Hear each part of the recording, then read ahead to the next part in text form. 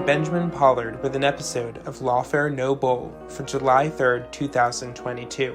Lawfare No Bull features primary source audio from the world of national security law and policy. Today's episode features audio of the fifth of a series of public hearings held on Thursday, June 23rd by the House Select Committee to investigate the January 6th attack on the Capitol. The hearing included testimony from former Acting Attorney General Jeffrey Rosen, former Acting Deputy Attorney General Richard Donoghue, and former Head of the Office of Legal Counsel Steve Engel. This is Lawfare No Bull. The Select Committee to investigate the January 6th attack on the United States Capitol will be in order. Without objection, the chair is authorized to declare the committee in recess at any point.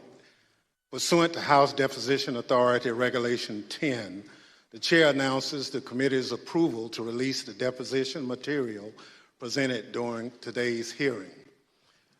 Good afternoon.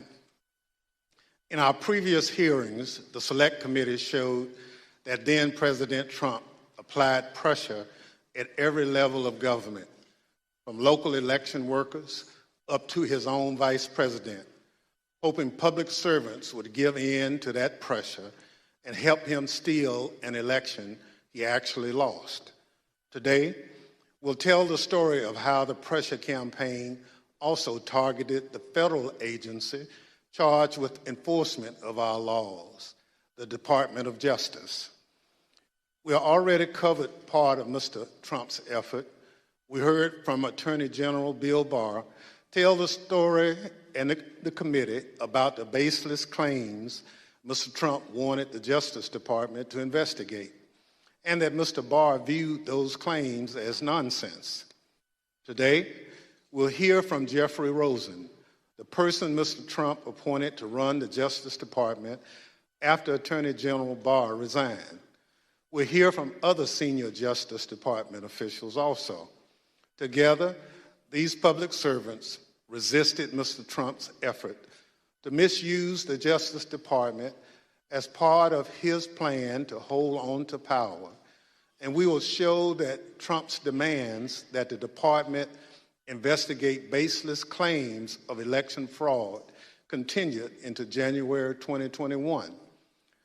But Donald Trump didn't just want the Justice Department to investigate. He wanted the Justice Department to help legitimize his lies, to basically call the election corrupt, to appoint a special counsel to investigate alleged election fraud, to send a letter to 6 state legislatures urging them to consider altering the election results. And when these and other efforts failed, Donald Trump sought to replace Mr. Rosen, the acting attorney general, with a lawyer who he believed would inappropriately put the full weight of the Justice Department behind the effort to overturn the election. Let's think about what that means. Wherever you live in the United States, there's probably a local government executive, a mayor, or a county commissioner.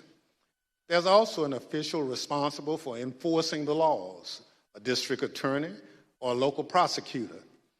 Imagine if your mayor lost a re-election bid, but instead of conceding the race, they picked up the phone, called the district attorney, and said, I want you to say this election was stolen.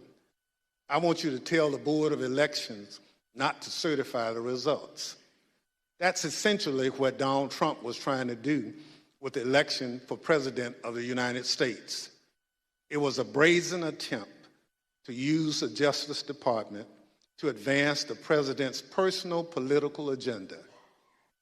Today, my colleague from Illinois, Mr. Kinzinger, and other witnesses will walk through the Select Committee's findings on these matters.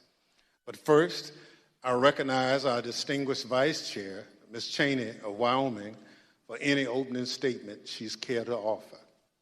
Thank you very much, Mr. Chairman. At this point, our committee has just begun to show America the evidence that we have gathered.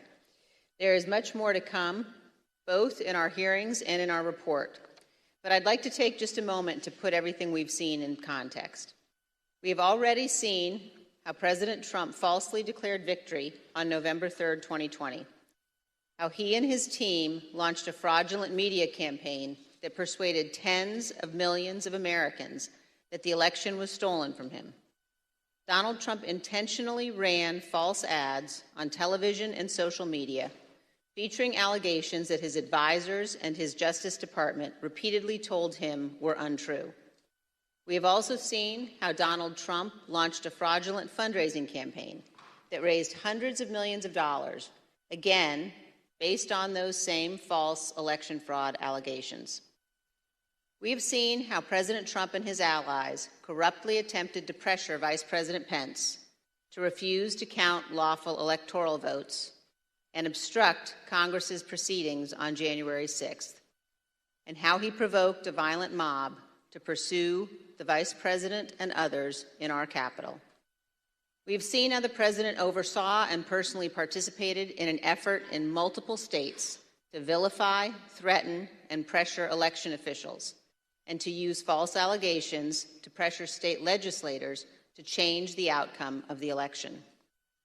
We've seen how President Trump worked with and directed the Republican National Committee and others to organize an effort to create fake electoral slates, and later to transmit those materially false documents to federal officials, again as part of his planning for January 6th.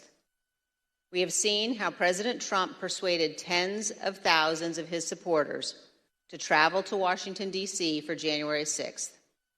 And we will see in far more detail how the President's rally and march to the Capitol were organized and choreographed. As you can tell, these efforts were not some minor or ad hoc enterprise concocted overnight. Each required planning and coordination. Some required significant funding. All of them were overseen by President Trump. And much more information will be presented soon regarding the President's statements and actions on January 6th. Today, as Chairman Thompson indicated, we turn to yet another element of the President's effort to overturn the 2020 election, this one involving the Department of Justice. A key focus of our hearing today will be a draft letter that our witnesses here today refused to sign. This letter was written by Mr. Jeff Clark with another Department of Justice lawyer, Ken Klukowski, and the letter was to be sent to the leadership of the Georgia State Legislature. Other versions of the letter were intended for other states. Neither Mr. Clark nor Mr. Klukowski had any evidence of widespread election fraud, but they were quite aware of what Mr. Trump wanted the department to do. Jeff Clark met privately with President Trump and others in the White House and agreed to assist the president without telling the senior leadership of the department who oversaw him.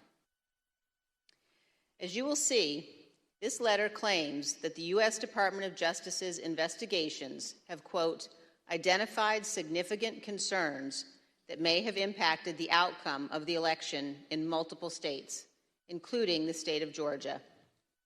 In fact, Donald Trump knew this was a lie. The Department of Justice had already informed the President of the United States repeatedly that its investigations had found no fraud sufficient to overturn the results of the 2020 election. The letter also said this, quote, in light of these developments, the department recommends that the Georgia General Assembly should convene in special session, end quote, and consider approving a new slate of electors. And it indicates that a separate, quote, fake slate of electors supporting Donald Trump has already been transmitted to Washington, D.C. For those of you who have been watching these hearings, the language of this draft Justice Department letter will sound very familiar. The text is similar to what we have seen from John Eastman and Rudy Giuliani, both of whom were coordinating with President Trump to overturn the 2020 election. When one of our witnesses today, Mr. Donahue, first saw this draft letter, he wrote this, quote, this would be a grave step for the department to take. and it could have tremendous constitutional, political, and social ramifications for the country, end quote. This committee agrees. Had this letter been released on official Department of Justice letterhead, it would have falsely informed all Americans, including those who might be inclined to come to Washington on January 6th, that President Trump's election fraud allegations were likely very real. Here is another observation about this letter. Look at the signature line. It was written by Jeff Clark and Mr. Klukowski, not just for Clark's signature, but also for our witnesses today, Jeff Rosen and Richard Donahue. When it became clear that neither Mr. Rosen nor Mr. Donahue would sign this letter, President Trump's plan necessarily changed. As you will hear today, Donald Trump offered Mr. Clark the job of acting Attorney General, replacing Mr. Rosen, with the understanding that Clark would send this letter to Georgia and other states and take other actions the President requested. One other point. Millions of Americans have seen the testimony of Attorney General Barr before this committee. At one point in his deposition, the former Attorney General was asked why he authorized the Department of Justice to investigate fraud in the 2020 election at all. Why not just follow the regular course of action and let the investigations occur much later in time, after January 6th? Here's what he said. Felt the responsible thing to do was to be in a position to have a view as to whether or not there was fraud. And frankly, I think the fact that I put myself in the position that I could say that we had looked at this and didn't think there was fraud was really important to moving things forward. And I sort of shudder to think what the situation would have been if the position of the department was, we're not even looking at this until after Biden's in office. I'm not sure we would have had a transition at all. I want to thank each of our witnesses before us today for your role in addressing and rebutting the false allegations of fraud at the root of January 6th. And thank you for standing up for the Constitution and for the rule of law. Of course, not all public officials behaved in the honorable way our witnesses did. At the close of today's hearing, we will see video testimony by 3 members of Donald Trump's White House staff. They will identify certain of the members of Congress who contacted the White House after January 6th to seek presidential pardons for their conduct. Thank you, Mr. Chairman. I yield back. Without objection, the chair recognizes the gentleman from Illinois, Mr. Kinzinger, for an opening statement. Thank you. Thank you, Mr. Chairman, and thank you to our witnesses for being here. I'd like to start with a personal story. So in May of 2009, I returned from service in Iraq, and I announced my intention to run for Congress. A big reason I decided to run for Congress was my motivation to ensure freedom and democracy were defended overseas. I remember making a commitment out loud a few times and in my heart repeatedly, even to today, that if we are going to ask Americans to be willing to die in service to our country, we as leaders must at least be willing to sacrifice our political careers when integrity and our oath requires it.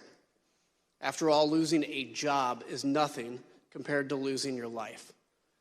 Within the halls of power, in the face of a president, that commitment can easily be forgotten. Presidential pressure can be really hard to resist. Today, we'll focus on a few officials who stood firm against President Trump's political pressure campaign. When the president tried to misuse the department and install a loyalist at its helm, these brave officials refused and threatened to resign. They were willing to sacrifice their careers for the good of our country. The Department of Justice is unique in the executive branch. The president oversees the Department of Justice, yet the president's personal or partisan interests must not shape or dictate the department's actions. The president cannot and must not use the department to serve his own personal interest, and he must not use its people to do his political bidding, especially when what he wants them to do is to subvert democracy. The president cannot pervert justice nor the law to maintain his power. Justice must, both in fact and law, be blind. That is critical to our whole system of self-governance. During this hearing, you'll hear time and time again about the president's request to investigate claims of widespread fraud. Our witnesses, Mr. Rosen, Mr. Donahue, and Mr. Engel, stood firm in the face of overbearing political pressure because they understood that their oath was to the Constitution and not to the personal or political interests of the president. The president and his allies became keenly aware that with legal challenges exhausted and electoral votes certified, their only hope would be a last-ditch scheme to prevent Congress from certifying the win, thus throwing the entire system into constitutional chaos. The president wanted the department to sow doubt in the legitimacy of the election, to empower his followers and members of Congress to take action.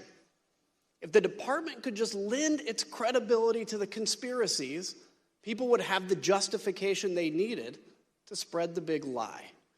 So President Trump ultimately wanted the Department of Justice to say the election was, quote, corrupt and, quote, leave the rest to me and the Republican congressmen. As you will hear today, the department's top leadership refused. Not surprisingly, President Trump didn't take no for an answer. He didn't accept it from Attorney General Barr, and he wouldn't accept it from Mr. Rosen either. So he looked for another Attorney General, his third in 2 weeks. He needed to find someone who was willing to ignore the facts. That is not the norm. Let's look at what attorneys general, Democrats and Republicans alike, have said about upholding their oath to the Constitution. Attorney General ultimately owes his loyalty to the integrity of the American people and to the fidelity to the Constitution and the legitimate laws of the country. That's what he's ultimately required to do. I will be an independent attorney general. I will be the people's lawyer.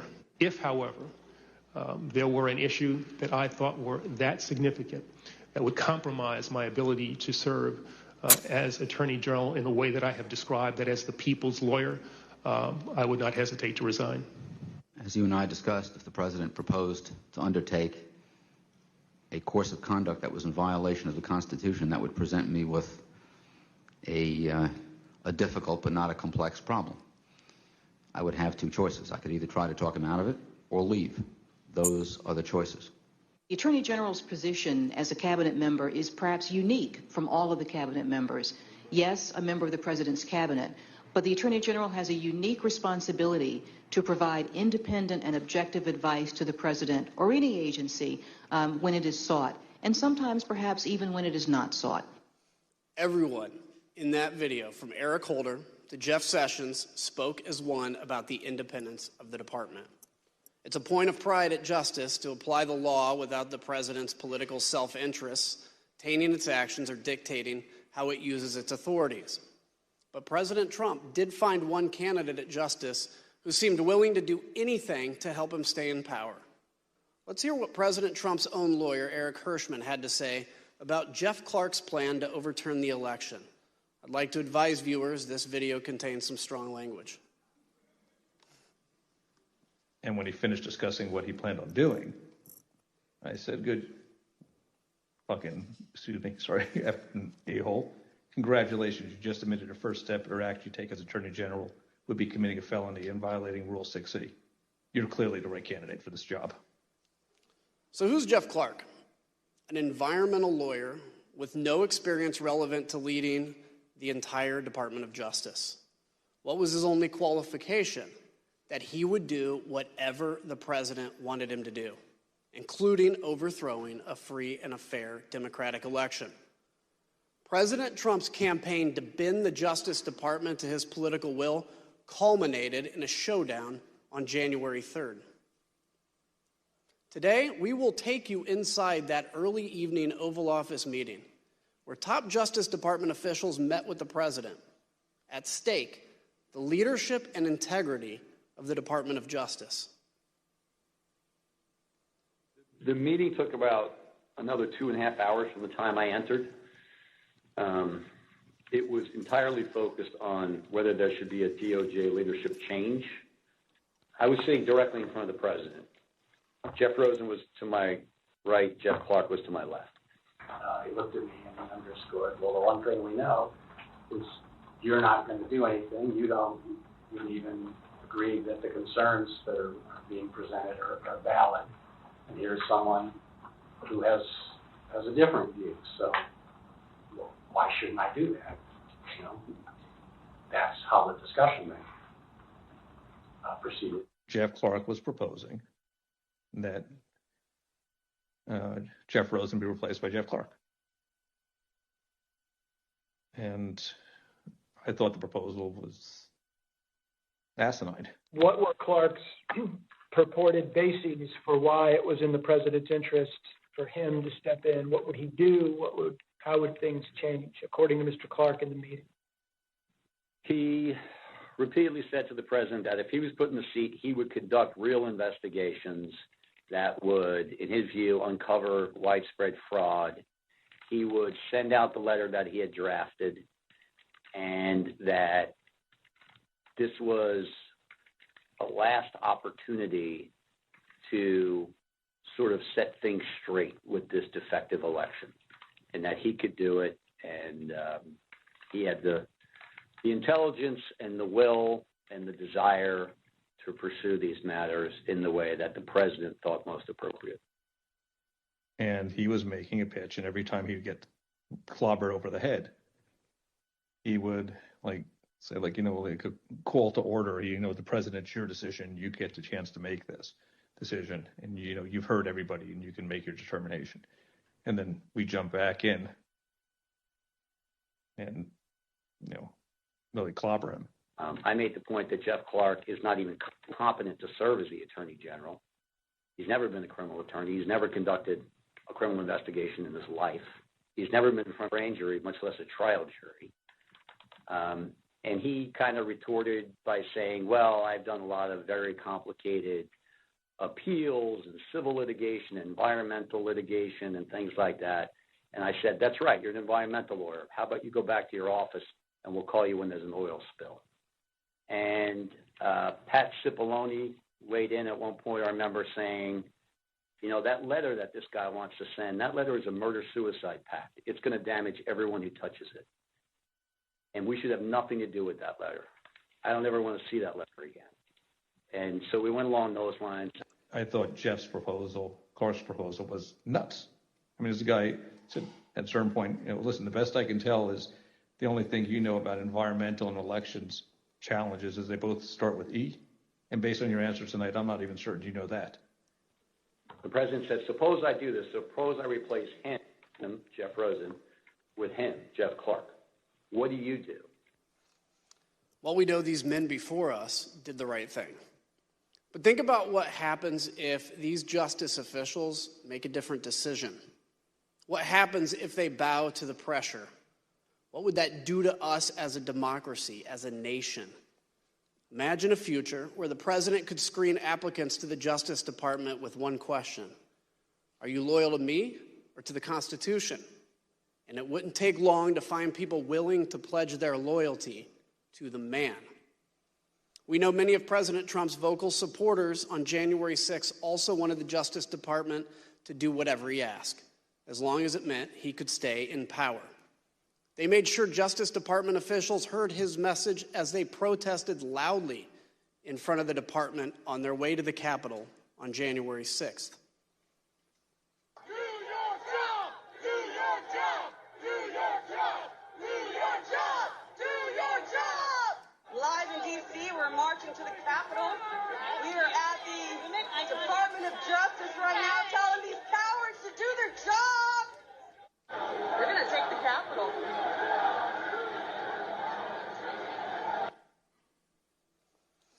I want to take a moment now to speak directly to my fellow Republicans. Imagine the country's top prosecutor with the power to open investigations, subpoena, charge crimes, and seek imprisonment. Imagine that official pursuing the agenda of the other party instead of that of the American people as a whole. And if you're a Democrat, imagine it the other way around. Today, President Trump's total disregard for the Constitution and his oath will be fully exposed. Now let's get this hearing underway. so we can do our part to protect the freedoms that we often take for granted, so that we can see how close we came to losing it all. I now yield back to the chairman. We're joined today by three distinguished witnesses who each served in the Trump administration in the months preceding January 6th. Mr. Jeffrey Rosen served at the Department of Justice from May 2019 until January 2021. With President Trump's nomination and the confirmation of the United States Senate, he became the United States Deputy Attorney General. In December 2020, he took the mantle of Acting Attorney General. Mr. Richard Donahue has served in the Department of Justice for over 14 years. Mr. Donahue was a United States Attorney for the Eastern District of New York, then became Mr. Rosen's Principal Associate Deputy Attorney General, and finally, Acting Deputy Attorney General. Mr. Donahue also served more than 20 years in the United States military, including the 82nd Airborne and the Judge Advocates General Corps. We are also joined by Mr. Stephen Engel, the former Assistant Attorney General for the Office of Legal Counsel. He was nominated by the former president and confirmed by the Senate during the Trump administration. He served from November 2017 to January 2021 and has now returned to private practice. I will now swear in our witnesses. The witnesses will please stand and raise their right hands.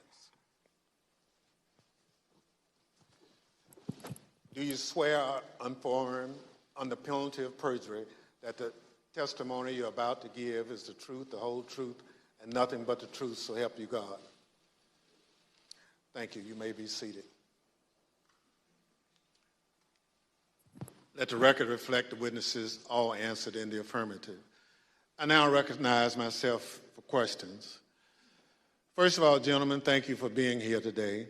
All of you served at former President Trump's pleasure at the Department of Justice in top leadership positions with tremendous responsibilities. Former Attorney General Bill Barr told the Select Committee that before he left the department in December 2020, he told President Trump on at least 3 occasions there was no evidence of widespread election fraud that would have changed the results of the presidential election, and refuted numerous specific claims of election fraud the president was making. Mr. Rosen, after Mr. Barr announced his resignation, did Donald Trump continue to demand that the Department of Justice investigate his claims of election fraud? Yes, he asserted that he thought the Justice Department had not done enough. Thank you. From the time you took over from Attorney General Barr until January 3rd, how often did President Trump contact you or the department to push allegations of election fraud? So between December 23rd and January 3rd, the president either called me or met with me virtually every day, with 1 or 2 exceptions like Christmas Day. And before that, because I had been announced that I would become the acting attorney general before the date I actually did, the president had asked that Rich Donahue and I go over and meet with him, I believe, on December 15th as well. So after you had some of these meetings and conversations with the president, what things did the president raise with you? So the common element of all of this was the president expressing his dissatisfaction that the Justice Department, in his view, had not done enough to investigate election fraud. But at different junctures, other topics came up at different intervals. So at one point, he had raised the question of having a special counsel for election fraud. At a number of points, he raised requests that I meet with his campaign counsel, Mr. Giuliani. At one point, he raised whether the Justice Department would file a lawsuit in the Supreme Court. At a couple of junctures, there were questions about making public statements or about holding a press conference. One of the later junctures was this issue of sending a letter to state legislatures in Georgia or other states. And so there were different things raised at different parts of, or different intervals, with the common theme being his dissatisfaction about what the Justice Department had done to investigate election fraud. I will say that the Justice Department declined all of those requests that I was just referencing because we did not think that they were appropriate based on the facts and the law as we understood them. Thank you. So, Mr. Donahue, on December 15th, the day after Attorney General Barr announced his resignation, the President summoned you and Mr. Rosen to the White House. At this meeting with the President, what did he want to discuss?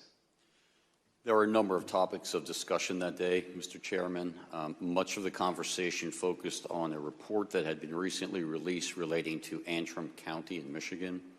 I believe on December 13th, an organization called the Allied Security Group issued a report that alleged that the Dominion voting machines in that county had a 68% error rate. The report was widely covered in the media. We were aware of it. We obtained a copy of it on the 14th of December, the day prior. We circulated to the U.S. attorneys in Michigan for their awareness. And we had a number of discussions internally, but the conversation with the President on that day, the 15th, was largely focused on that. And he was essentially saying, have you seen this report? He was adamant that the report must be accurate, that it proved that the election was defective, that he in fact won the election, and the department should be using that report to basically tell the American people that the results were not trustworthy. And he went on to other theories as well, but the bulk of that conversation on December 15th focused on Antrim County, Michigan, and the ASOG report. Thank you. Mr. Engel, we know that Attorney General Barr announced on December 1st, 2020, that the Department of Justice had found no evidence of widespread fraud that could have changed the outcome of the election. So from December 1st, 2020 until today, as you sit here, have you ever doubted that top line conclusion? No, I've never had any reason to doubt Attorney General Barr's conclusion. Thank you. Pursuant to Section 5C8 of House Resolution 503, the chair now recognizes the gentleman from Illinois, Mr. Kinzinger, for questions. Thank you, Mr. Chairman. In the weeks leading to January 6th, the Department of Justice was fielding almost daily requests from the President to investigate claims of election fraud. Each claim was refuted time and time again, an effort Attorney General Barr described as whack-a-mole. When each of the President's efforts failed, he resorted to installing a new Attorney General to say the election was illegal and corrupt, simply so he could stay in power. President Trump started leaning on the Justice Department the first chance he got. On November 29th, his first television interview after the election. Where is the DOJ and the FBI in all of this, Mr. President? You have laid out some serious charges here. Shouldn't this be something that the FBI is investigating? Are they? Missing in action. Is the DOJ investigating? Missing in action. Can't tell you where they are. Republican congressmen echoed the President just 2 days later. They wrote a letter to Attorney General Barr laying into the Justice Department for a, quote, shocking lack of action in investigating the claims of election fraud.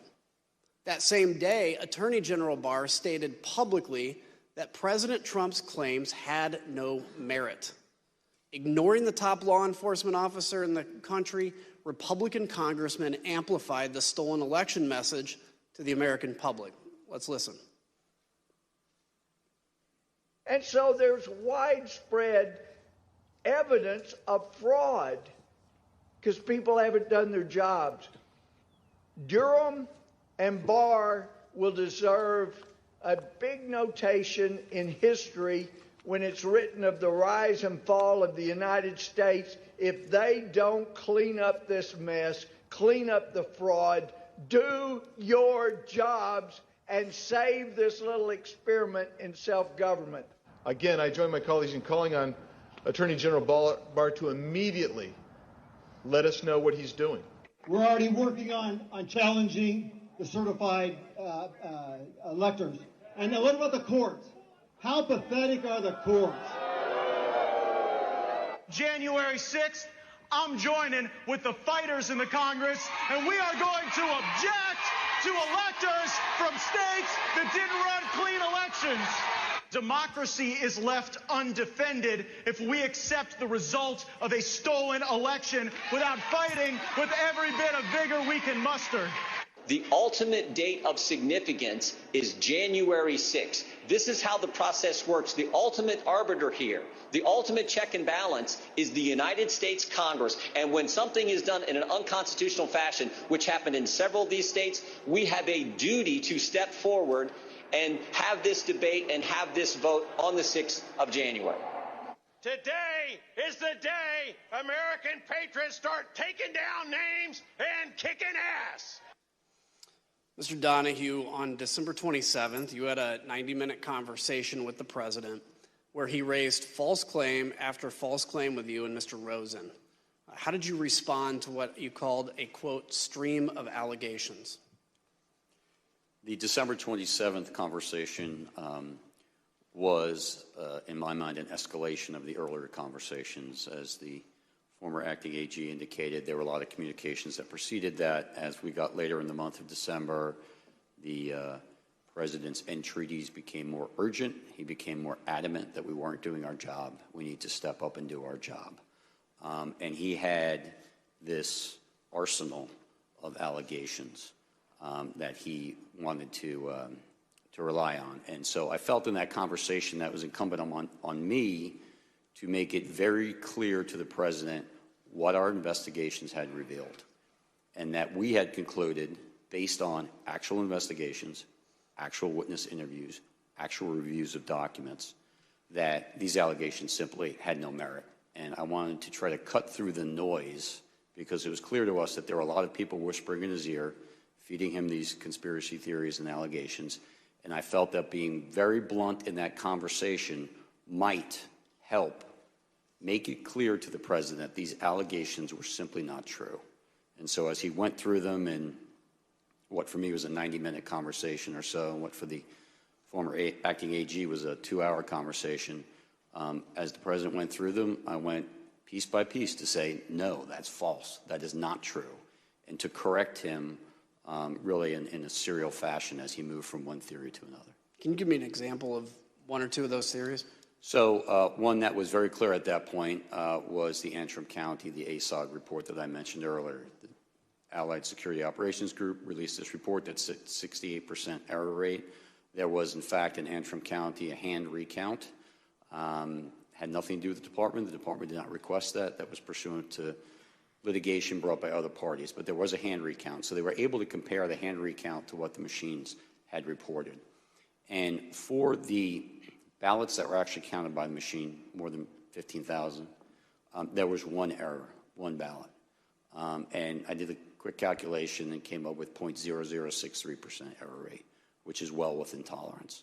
And so I made it very clear to the president, because he was so fixated on the ASOG report in the December 15th conversation, that, in fact, our investigation revealed that the error rate was 0.0063%. So that, Mr. President's example of what people are telling you that is not true, and that you cannot and should not be relying on. So that was one very explicit one, and I think you see that reflected in my notes. We went through a series of others. The truck driver who claimed to have moved an entire tractor-trailer of ballots from New York to Pennsylvania, that was also incorrect. We did an investigation with the FBI interview witnesses at the front end and the back end of that trailer's transit from New York to Pennsylvania. We looked at loading manifests. We interviewed witnesses, including, of course, the driver, and we knew it wasn't true. Whether the driver believed it or not was never clear to me, but it was just not true. So that was another one that I tried to educate the president on. There were a series of others, mostly in swing states. Of course, he wanted to talk a great deal about Georgia, the State Farm Arena video, which he believed, for various reasons, was, as he said it, fraud staring you right in the face. Were any of the allegations he brought up found credible? Did you find any of them credible? No. So during this conversation, did you take handwritten notes directly quoting the president? I did, and to make it clear, Attorney General Rosen called me on my government cell phone, said he'd been on the phone with the president for some time. The president had a lot of these allegations. I was better versed in what the department had done just because I had closer contact with the investigations, and the AG asked me to get on the call. Of course, I agreed. And I began taking notes only because at the outset the president made an allegation I had not heard. I'd heard many of these things. I knew many of them were investigated. But when the president, at least when I came to the conversation, when he began speaking, he brought up an allegation I was completely unaware of. And, of course, that concerned us. So I simply reached out and grabbed a notepad off my wife's nightstand and a pen, and I started jotting it down. That had to do with an allegation that more than 200,000 votes were certified in the state of Pennsylvania that were not actually cast. Sometimes the president would say it was 205, sometimes he would say it was 250, but I'd not heard this before, and I want to get the allegation down clearly so that we can look into it if appropriate, and that's why I started taking those notes, and then as the conversation continued, I just continued to take the notes. Let's take a look at the notes, if we could right now. As we can see on the screen, you actually quote President Trump asking, "Where's DOJ?" just like we heard him say in his first television interview. How did you respond to that? So both the acting AG and I tried to explain to the president on this occasion and on several other occasions that the Justice Department has a very important, very specific, but very limited role in these elections. States run their elections. We are not quality control for the states. We are obviously interested in and have a mission that relates to criminal conduct in relation to federal elections. We also have related civil rights responsibilities, so we do have an important role. But the bottom line was if a state ran their election in such a way that it was defective, that is to the state or Congress to correct. It is not for the Justice Department to step in. And I certainly understood the president as a layman, not understanding why the Justice Department didn't have at least a civil role to step in and bring suit on behalf of the American people. We tried to explain that to him. The American people do not constitute the client for the United States Justice Department. The one and only client of the United States Justice Department is the United States government. And the United States government does not have standing, as we were repeatedly told by our internal teams, OLC led by Steve Engel, as well as the Office of the Solicitor General, researched it and gave us thorough, clear opinions that we simply did not have standing. And we tried to explain that to the president on numerous occasions. Let's take a look at another one of your notes. You also noted that Mr. Rosen said to Mr. Trump, quote, "DOJ can't and won't snap its fingers and change the outcome of the election." How did the president respond to that, sir? He responded very quickly and said, essentially, that's not what I'm asking you to do. What I'm just asking you to do is just say it was corrupt and leave the rest to me and the Republican congressman.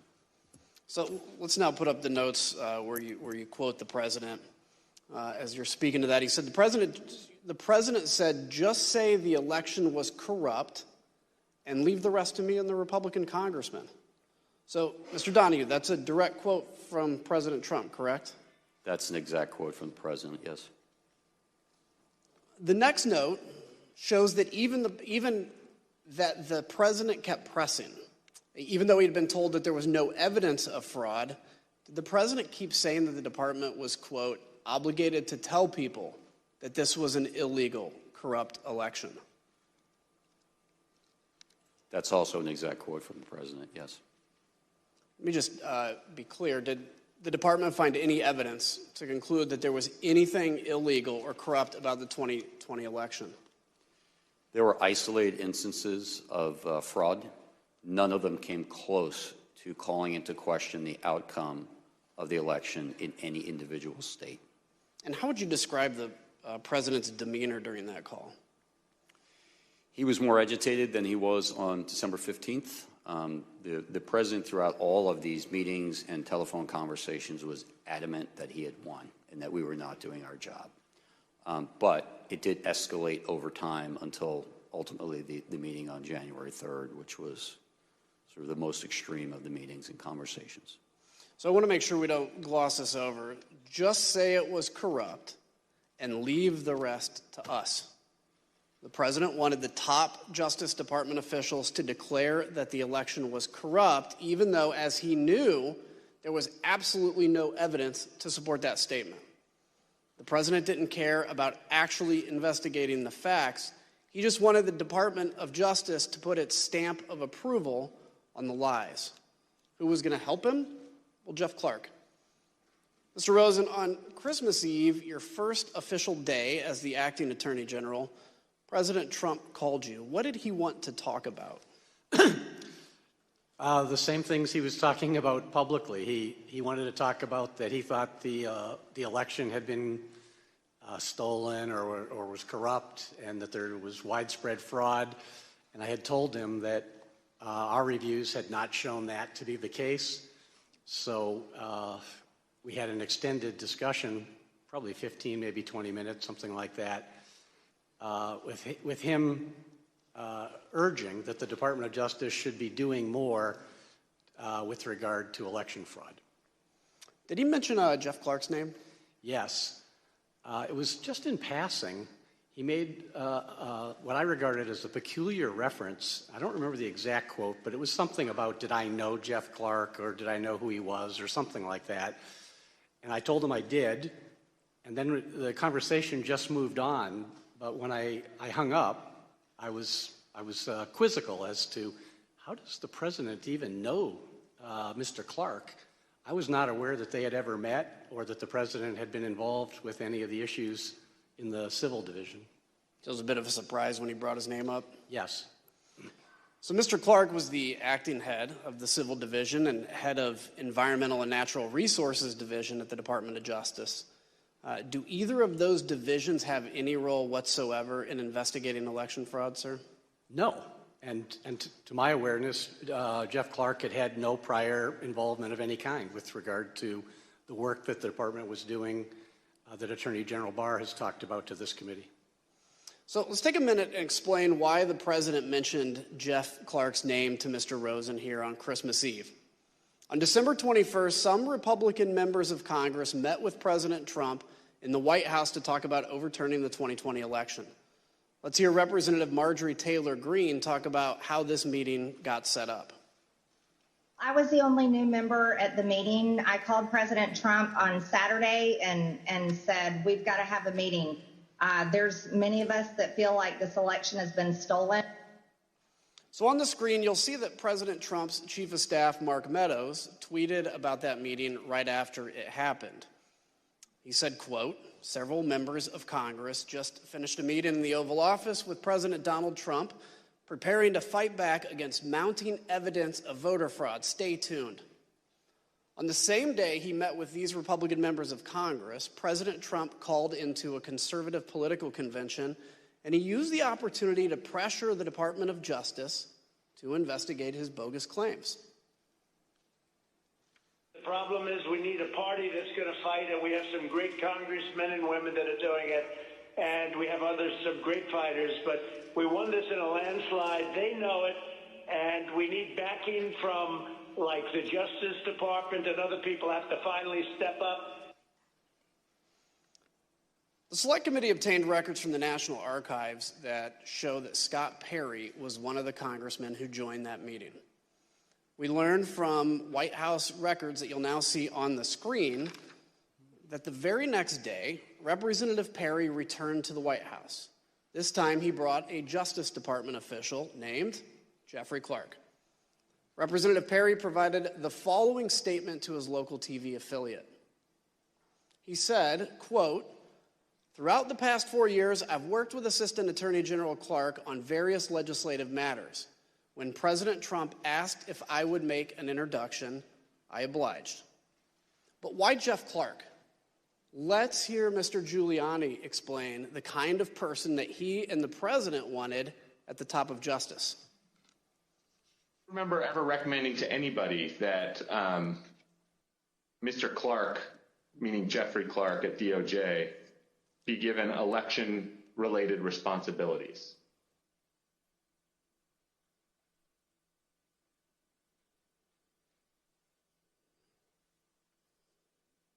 You mean beyond the president? Correct.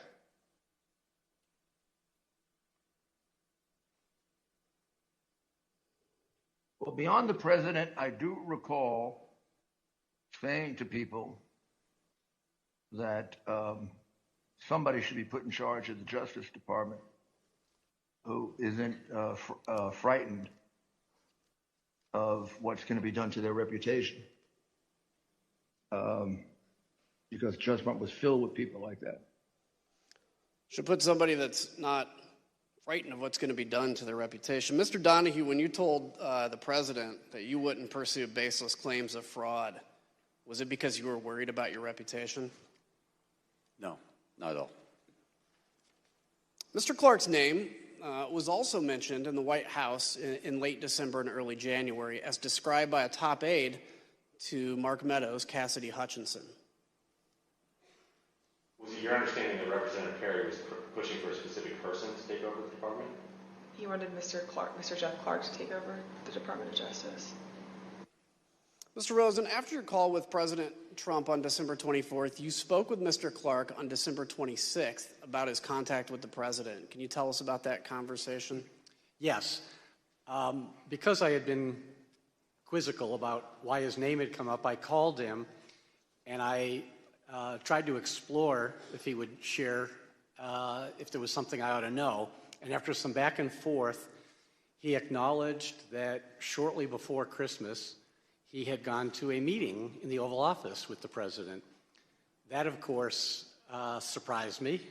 And I asked him, how did that happen? And he was defensive. He said it had been unplanned, that he had been talking to someone he referred to as General Perry, but I believe is Congressman Perry, and that unbeknownst to him, he was asked to go to a meeting and he didn't know it, but it turned out it was at the Oval. He found himself at the Oval Office, and he was apologetic for that. And I said, well, you didn't tell me about it. It wasn't authorized, and you didn't even tell me after the fact. You know, this is not appropriate. But he was contrite and said it had been inadvertent and it would not happen again, and that if anyone asked him to go to such a meeting, he would notify Rich Donahue and me.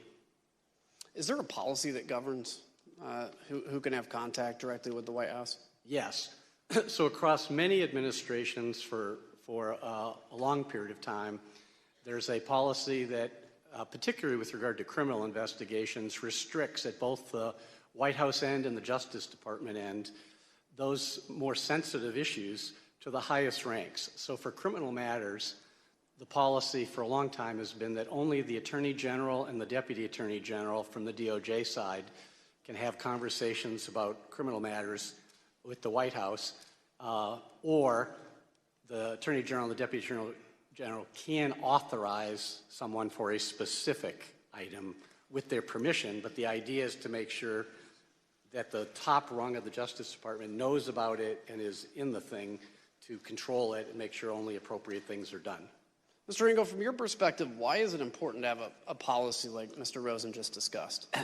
Well, it's critical that the Department of Justice conducts its criminal investigations free from either the reality or any appearance of political interference. And so people can get in trouble if people at the White House are speaking with people at the department, and that's why the purpose of these policies is to keep these communications as infrequent and at the highest levels as possible, just to make sure that people who are less careful about it, who don't really understand these implications, such as Mr. Clark, don't run afoul of those contact policies. Thank you. So the Select Committee conducted an informal interview with the White House counsel, Pat Cipollone, and his deputy, Pat Philbin, about their contact with Mr. Clark, though neither has yet agreed to sit for transcribed and videotaped interviews. But Pat Cipollone told the Select Committee that he intervened when he heard Mr. Clark was meeting with the president about legal matters without his knowledge, which was strictly against White House policy. Mr. Cipollone and Mr. Philbin, like Mr. Rosen, told Mr. Clark to stand down, and he didn't. On the same day, Acting Attorney General Rosen told Mr. Clark to stop talking to the White House, Representative Perry was urging Chief of Staff Mark Meadows to elevate Clark within the Department of Justice. You can now see on the screen behind me a series of texts between Representative Perry and Mr. Meadows. They show that Representative Perry requested that Mr. Clark be elevated within the department. Representative Perry tells Mr. Meadows on December 26th that, quote, Mark, just checking in as time continues to count down. 11 days to January 6th and 25 days to inauguration. We've got to get going. Representative Perry followed up and says, quote, Mark, you should call Jeff. I just got off the phone with him, and he explained to me why the principal deputy won't work, especially with the FBI. They will view it as not having the authority to enforce what needs to be done. Mr. Meadows responds with, I got it. I think I understand. Let me work on the deputy position. Representative Perry then texts, Roger, just sent you something on Signal. Just sent you an updated file. Did you call Jeff Clark? Mr. Donahue, Representative Perry called you the next day on December 27th. Who told him to call you? My understanding is the president did at the outset of the call. Congressman Perry told me that he was calling at the behest of the president. What did he want to talk about? He wanted to talk about Pennsylvania in particular. He gave me some background about, why he in particular doesn't trust the FBI and why the American people don't necessarily trust the FBI. And then he went into some allegations specific to Pennsylvania, which included, amongst others, this allegation that the Secretary of State had certified more votes than were actually cast. Did you direct the local U.S. Attorney's Office to investigate that claim? So Mr. Perry said that he had a great deal of information, that investigations had been done, that there was some sort of forensic type report that would be helpful to me. And I didn't know Congressman Perry. I'd never heard of him before this conversation. But I said, sir, if you've got something that you think is relevant to what the Justice Department's mission is, you should feel free to send it to me. And he did. And I was en route from New York to Washington. I got it.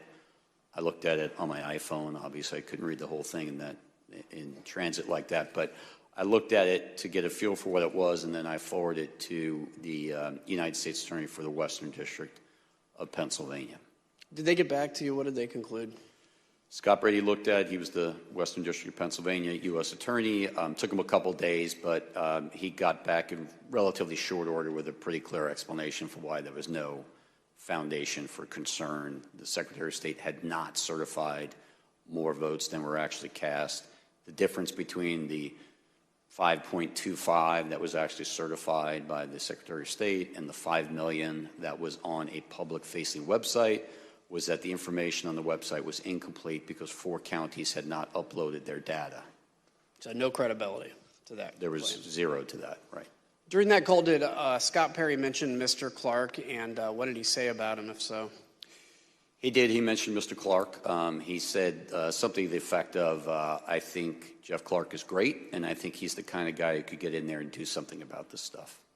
And this was coming on the heels of the president having mentioned Mr. Clark in the afternoon call earlier that day. I'd like to yield to the gentlewoman from Wyoming, Vice Chair Cheney. Thank you very much, Mr. Kinzinger. I thank the gentleman for yielding. As we discussed earlier, at the center of Mr. Clark's plan to undo President Trump's election loss was a letter. Mr. Donahue, on December 28th, Mr. Clark emailed you and Mr. Rosen a draft letter that he wanted you to sign and send to Georgia state officials. You testified that this could have, quote, grave constitutional consequences. Mr. Donahue, can you tell us what you meant by that? Well, I had to read both the email and the attached letter twice to make sure I really understood what he was proposing because it was so extreme to me. I had a hard time getting my head around it initially. But I read it, and I did understand it for what he intended. And I had to sit down and sort of compose what I thought was an appropriate response. I actually initially went next door to the acting AG's office, but he was not there. We were both on an email. I knew we would both have probably a very similar reaction to it. He was not in his office, so I returned to my office and I sat down to draft a response because I thought it was very important to give a prompt response rejecting this out of hand. There were, in my response, I explained a number of reasons this is not the department's role to suggest or dictate to state legislatures how they should select their electors. But more importantly, this was not based on fact. This was actually contrary to the facts as developed by department investigations over the last several weeks and months. So I responded to that, and for the department to insert itself into the political process this way, I think would have had grave consequences for the country. It may very well have spiraled us into a constitutional crisis, and I wanted to make sure that he understood the gravity of the situation because he didn't seem to really appreciate it. And what was Mr. Clark's reaction when you sent this email to him?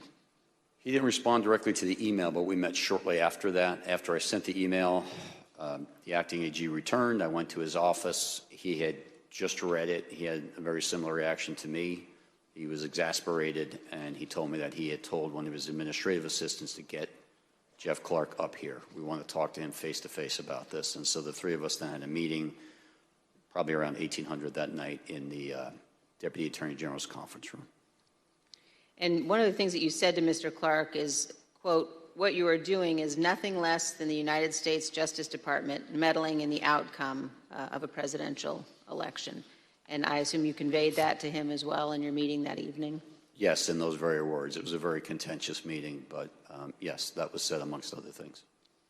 And despite this contentious meeting and your strong reaction to the letter, did Mr. Clark continue to push his concept in the coming days? He did, yes. We had subsequent meetings and conversations. The acting AG probably had more contact with him than I did, but between the 28th and the 2nd, when we had another in-person meeting, he clearly continued to move down this path. He began calling witnesses and apparently conducting investigations of his own.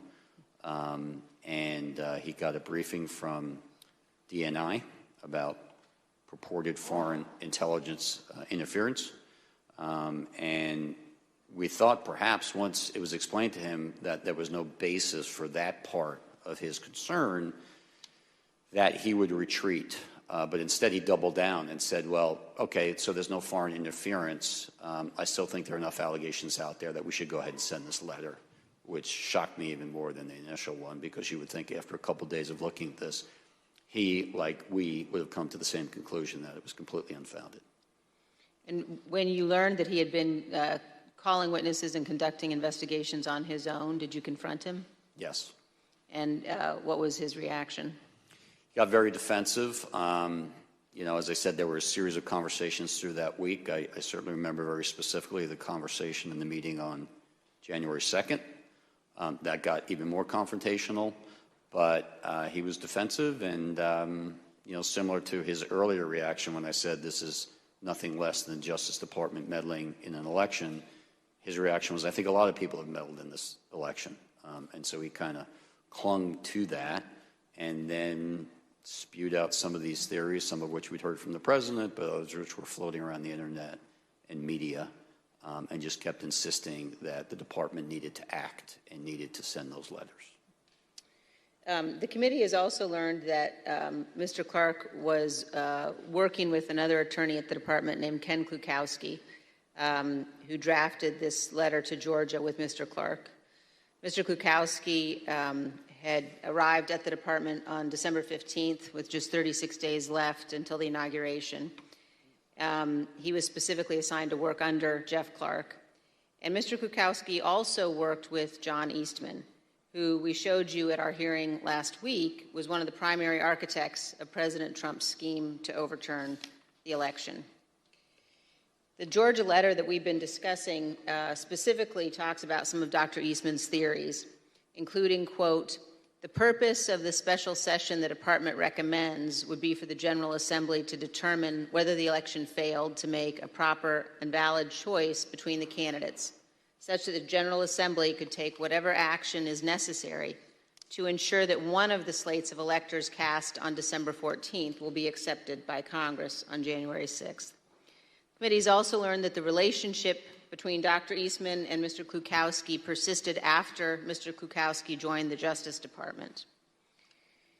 Let's take a look at an email recommending that Mr. Klukowski and Dr. Eastman brief Vice President Pence and his staff. Other recipients of this email included the Chief of Staff to Congressman Louis Gohmert. And the email says, as stated last week, I believe the Vice President and his staff would benefit greatly from a briefing by John and Ken. As I also mentioned, we want to make sure we don't overexpose Ken given his new position. This email suggests that Mr. Klukowski was simultaneously working with Jeffrey Clark to draft the proposed letter to Georgia officials to overturn their certified election and working with Dr. Eastman to help pressure the Vice President to overturn the election. I want to thank all of our witnesses for being here today and for answering our questions about this letter and other issues. We asked Mr. Clark some of the same questions that we've asked you, and here's how he answered. Did you discuss this draft letter to Georgia officials with the President of the United States? Fifth, and executive privilege, again, just restated for the abundance of caution. Okay, if you look again at the draft letter, in the first paragraph, second sentence says, the department will update you as we are able on investigatory progress, but at this time we have identified significant concerns that may have impacted the outcome of the election in multiple states, including the state of Georgia. Isn't that, in fact, contrary to what Attorney General Barr had said on December 1st, 2020? Fifth. Mr. Chairman, I yield back. Mr. Chairman, I reserve. Pursuant to the order of the committee of today, the chair declares the committee in recess for a period of approximately 10 minutes.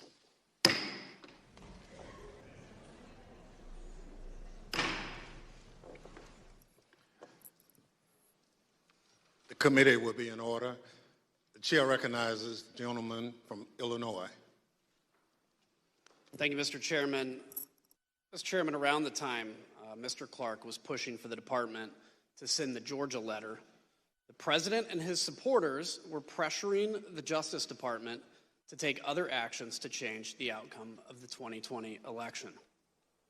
Mr. Engel, you were the head of the Office of Legal Counsel. Can you first off explain your role? What is that? Sure. One of the Attorney General's most important responsibilities is to provide legal advice to the President and to the executive branch. As a practical matter, given the responsibilities of the Attorney General, the Assistant Attorney General for the Office of Legal Counsel exercises that job on a day-to-day basis. And so, in addition, the head of OLC often functions as a general counsel, essentially to the Attorney General, and so is often, the chief legal advisor to the AG, as well as, the White House and the executive branch more broadly. So given that role, can you kind of describe your relationship with the president? Well, in connection with my role at OLC, over the course of my tenure there were a number of instances in which folks at the White House would seek to bring me in to provide legal advice to the president, sometimes discussing the legal options that could be pursued among various to reach various policy objectives, sometimes to advise the president that a course of action that they had been discussing was not legally available. So I want to ask you about two things the president asked you and the department to do. The first is reflected in this email that we're going to put on the screen. The president sent a draft lawsuit to be filed by the department in the Supreme Court. He wanted you, Mr. Rosen, and Mr. Cipollone specifically to review it. You and the department opposed filing it. We see on the screen here that the talking points that you actually drafted on that. So you stated that there is no legal basis to bring this lawsuit. Anyone who thinks otherwise simply doesn't know the law, much less the Supreme Court. Why was this the department's position?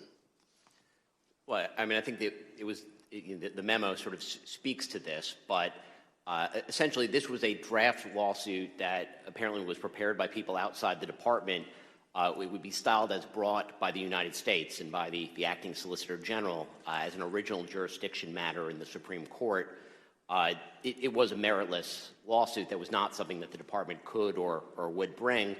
Somebody obviously prepared it, handed it to the president, and he forwarded it on for our review. But that memo explains why the Department of Justice, as Mr. Donahue said earlier, doesn't have any standing to bring such a lawsuit. The lawsuit would have been untimely. The states had chosen their electors. The electors had been certified. They'd cast their votes. They'd been sent to Washington, D.C. Neither Georgia nor any of the other states on December 28th or whenever this was in a position to change those votes. Essentially, the election had happened. The only thing that hadn't happened was the formal counting of the votes.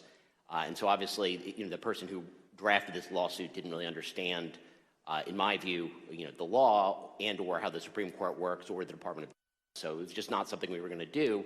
And the acting Attorney General asked me to prepare a memo with talking points so that he could explain our reasons when he spoke with the president about this. So would you say it was an unusual request?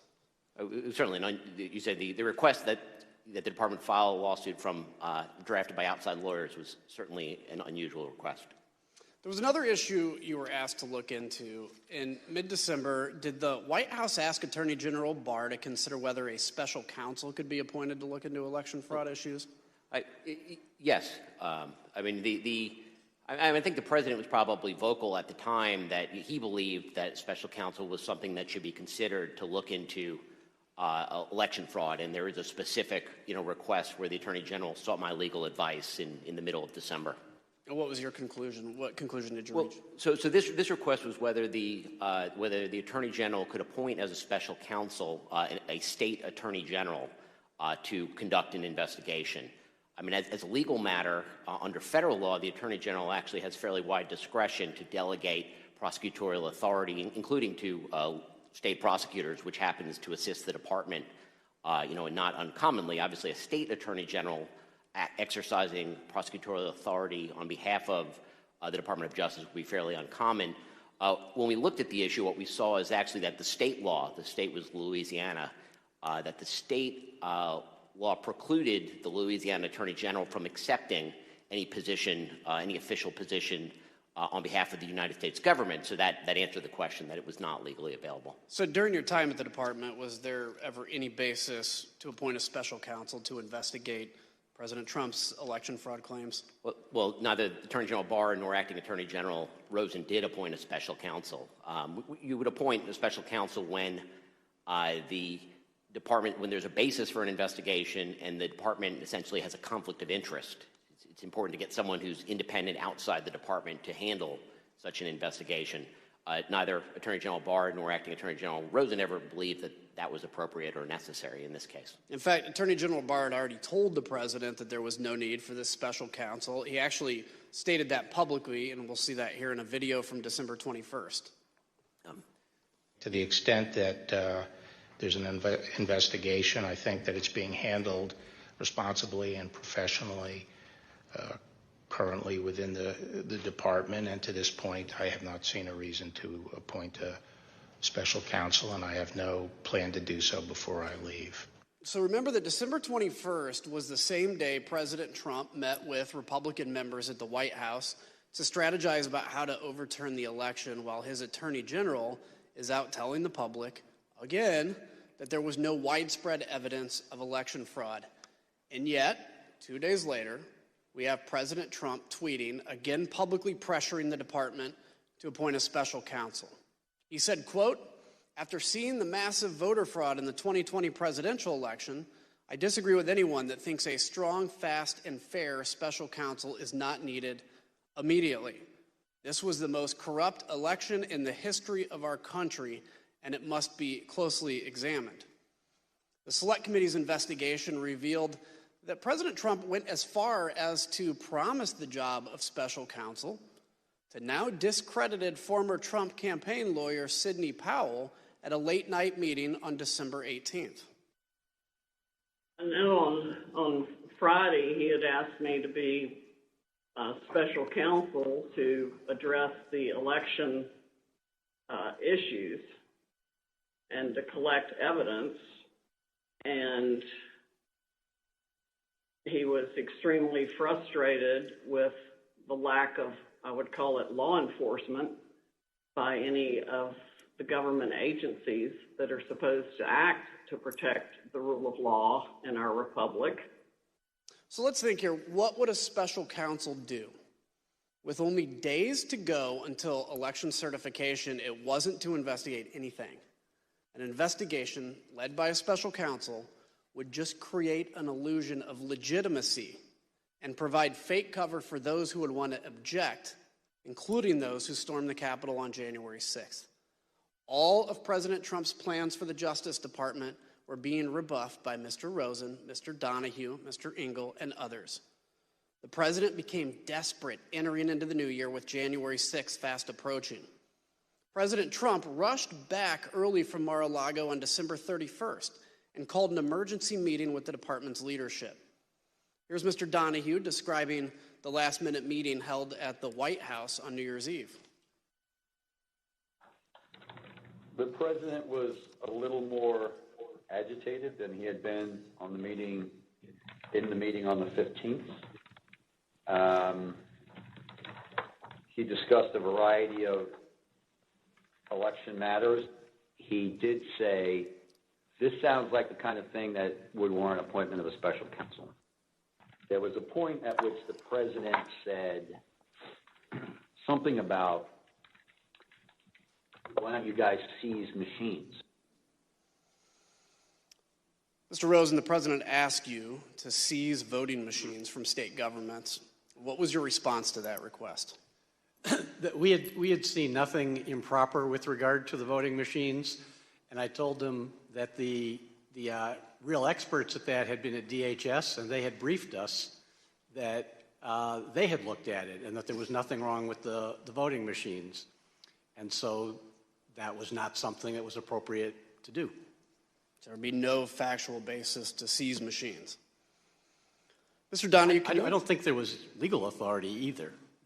Yeah, Mr. Donahue, can you explain what the president did after he was told that the Justice Department would not seize voting machines? The president was very agitated by the acting attorney general's response, and to the extent that machines and the technology was being discussed, the acting attorney general said that the DHS, Department of Homeland Security, has expertise in machines and certifying them and making sure that the states are operating them properly.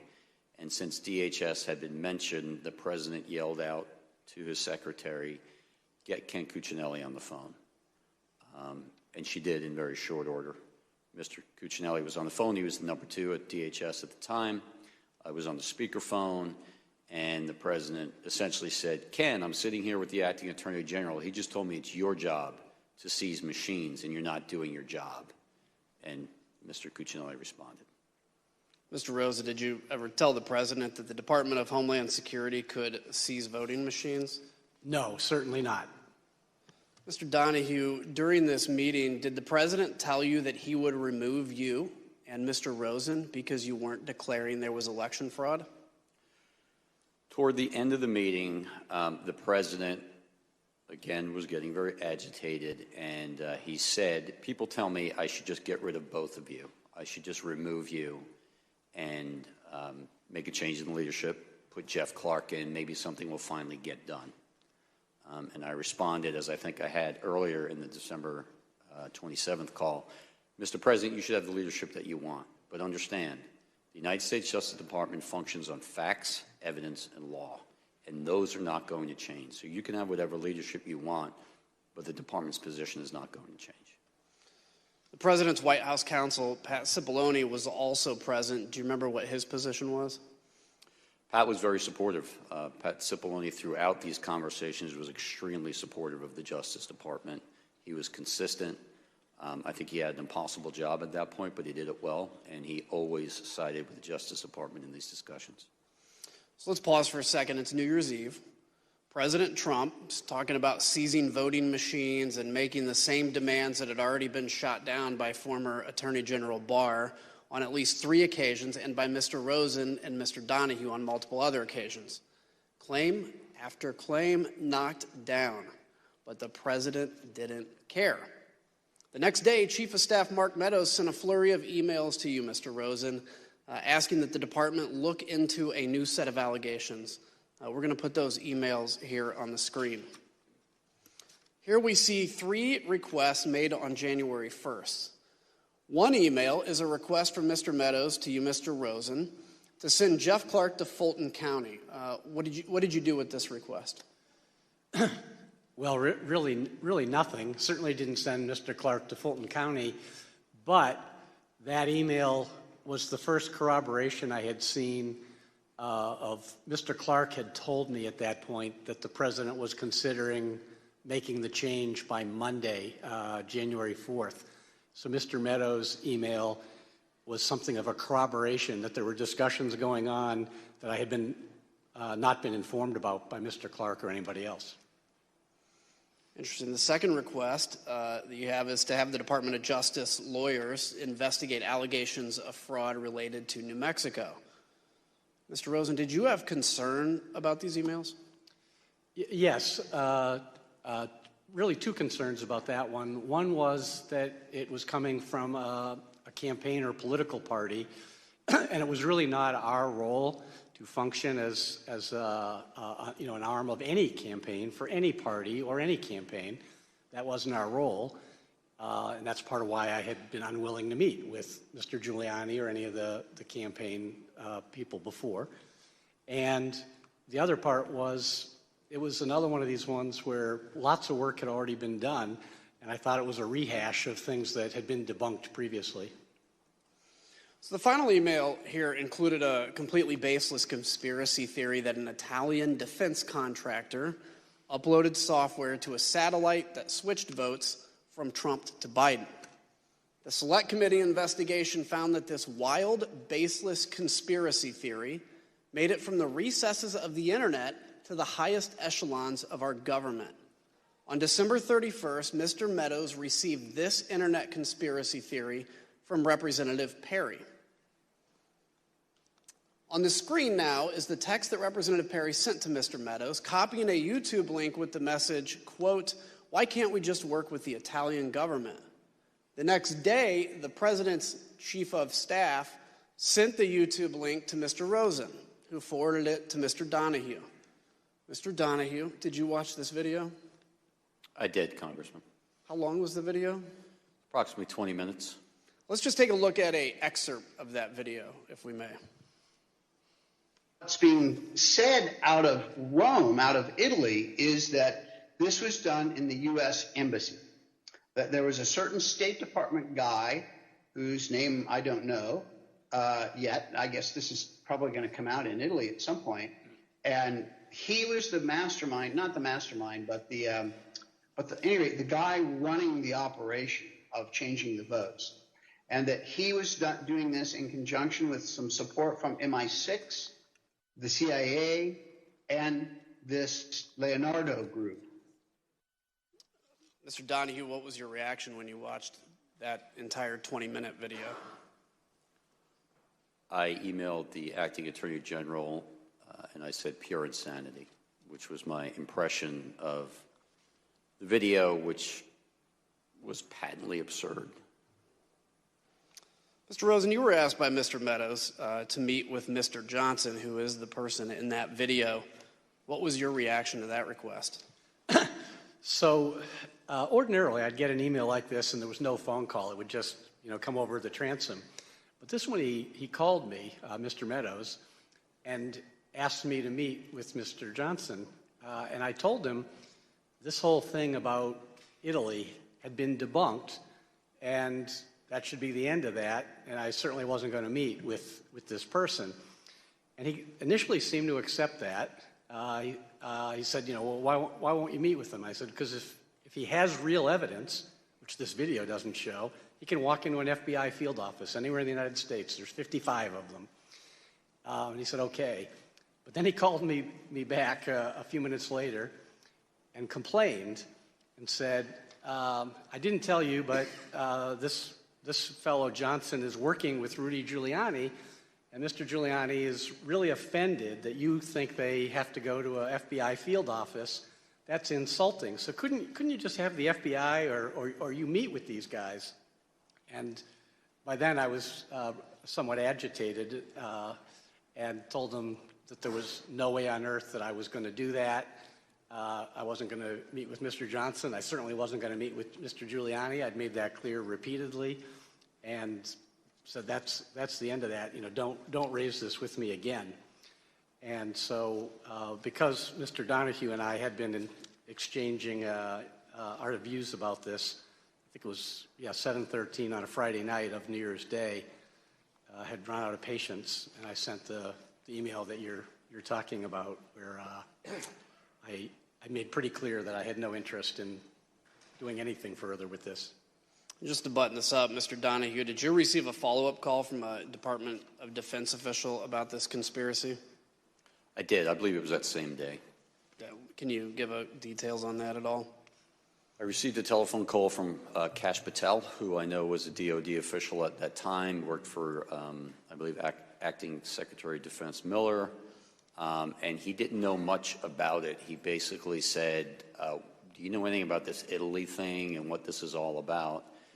And I informed him that the Chief of Staff had raised the issue with us in his office on December 29th, that we had looked into it a little bit. We had run the name that was provided to us by the Chief of Staff. I learned that that individual was in custody in Italy. He had been arrested for a cyber offense of some sort in Italy. The allegation was that he had been exfiltrating data from his company. He was either an employee or a contractor of that company, and he was in custody. That the whole thing was very, very murky at best, and the video was absurd. But that we, the department, were not going to have anything to do with it, and DOD should make up its own mind as to what they're going to do. But I made it clear to him that I didn't think it was anything worth pursuing. She called the video absurd, and despite the absurdity of that conspiracy theory, we learned that Mr. Meadows discussed it frequently in the White House, and Mr. Meadows didn't let the matter go. The request went from the Department of Justice to the Secretary of Defense, Christopher Miller. As you'll hear, Secretary Miller actually reached out to a high-ranking official based in Italy to follow up on this claim. The ask for him was, can you call out the defense attaché Rome and find out what the heck's going on, because I'm getting all these weird, crazy reports, and probably the guy on the ground knows more than anything. The Select Committee confirmed that a call was actually placed by Secretary Miller to the attaché in Italy to investigate the claim that Italian satellites were switching votes from Trump to Biden. This is one of the best examples of the lengths to which the President Trump would go to stay in power, scouring the internet to support his conspiracy theories shown here, as he told Mr. Donahue in that December 27th call, quote, "You guys may not be following the internet the way I do." President Trump's efforts to this point had failed. Stonewalled by Mr. Rosen and Mr. Donahue, President Trump had only one option. He needed to make Clark acting Attorney General. Mr. Rosen, during a January 2nd meeting with Mr. Clark, did you confront him again about his contact with the president? And if so, can you describe that? So at this point, Mr. Clark had told us that the president had asked him to consider whether he would be willing to replace me, supposedly on a timetable by Monday, the 4th. And so I had told Mr. Clark I thought he was making a colossal error in judgment, but I also hoped to persuade him to be more rational and to understood what we had understood, that there's not a factual basis for the fraud assertions that are being made. So at this meeting, Mr. Donahue and I met with Mr. Clark, and I guess my hopes were disappointed in that Mr. Clark continued to express the view that he thought there was fraud, even though he had not been a participant in the department's review of that, and that he was dissatisfied that we knew what we were doing.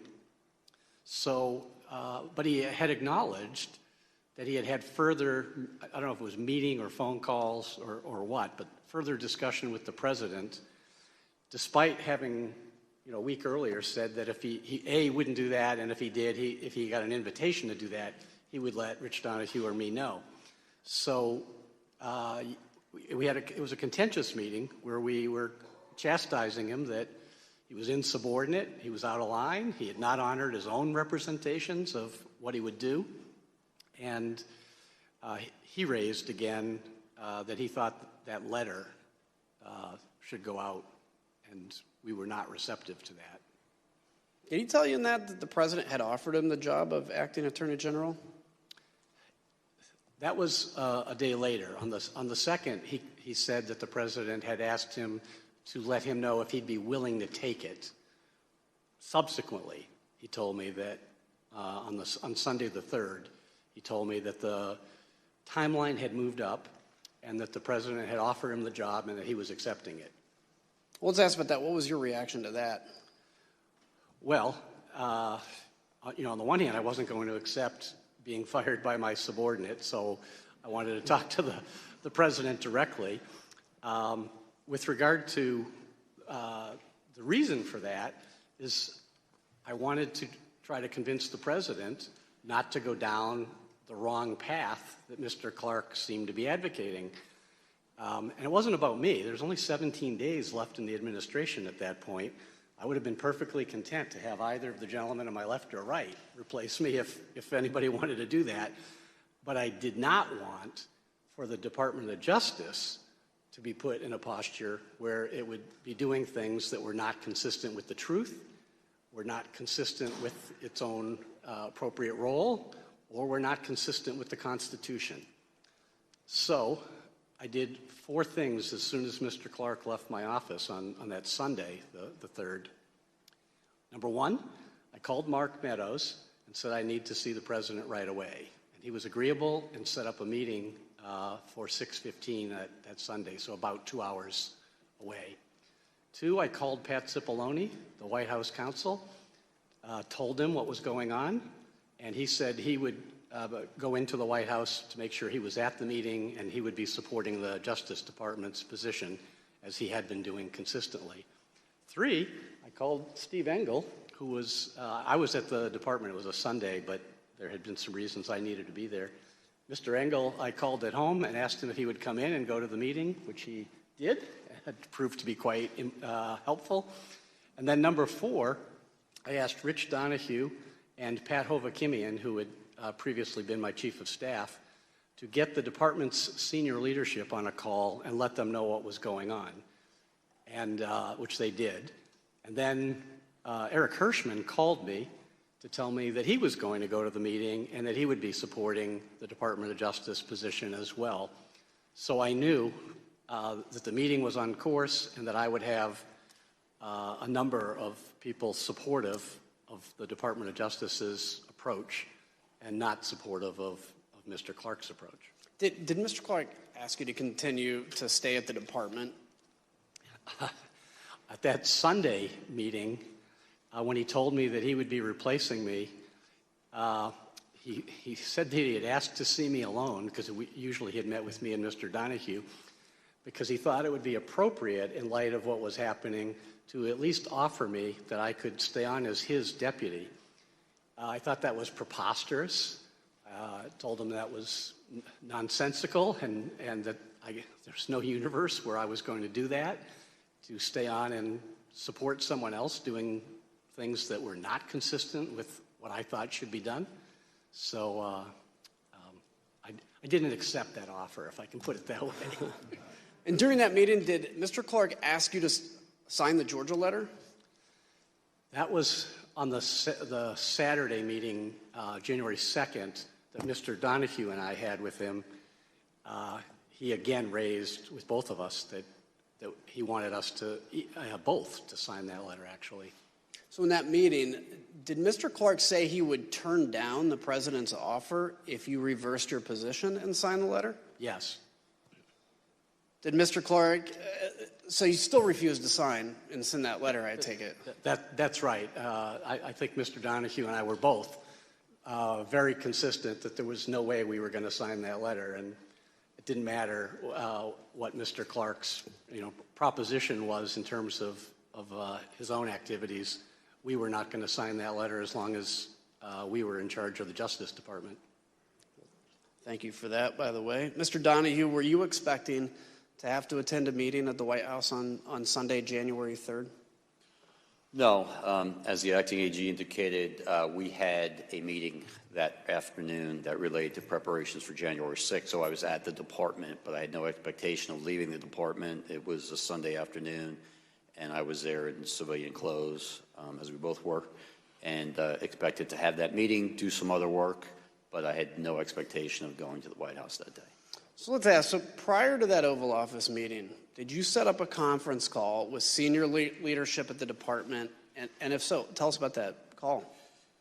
Yes, so obviously it was a bit of a scramble that afternoon to prepare for the Oval Office meeting.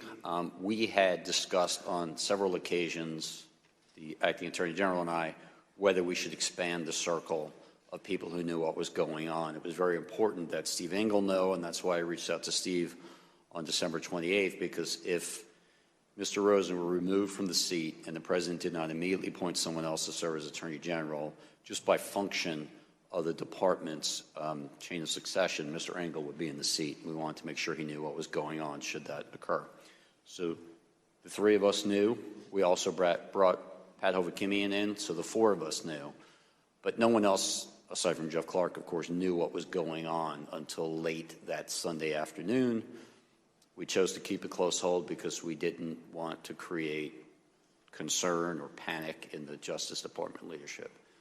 But at this point, I asked the acting AG, what else can I do to help prepare for this meeting at the Oval Office? And he said, you and Pat should get the AAGs on the phone, and it's time to let them know what's going on. Let's find out what they may do if there's a change in leadership, because that will help inform the conversation at the Oval Office. Pat Hovakimian subsequently set up that meeting. We got most, not all, but most of the AAGs on the phone. We very quickly explained to them what the situation was. I told them, I don't need an answer from you right now. I don't need an answer in this phone call, but if you have an answer, I need it in the next few minutes. So call me, email me, text me, whatever it is, if you know what you would do if Jeff Clark is put in charge of the department.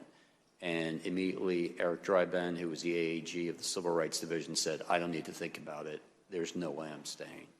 And then the other AAGs began to chime in turn, and all essentially said they would leave. They would resign en masse if the President made that change in the department leadership. Incredible. I'd like to look at the Assistant Attorney Generals on the screen. If we can pull that up, have their pictures. Did every Assistant Attorney General you spoke to, as you said, agree to resign? Macon Delrahim was not on the call only because we had some difficulty reaching him. But yes, the other people on the screen were on the call, and all, without hesitation, said that they would resign.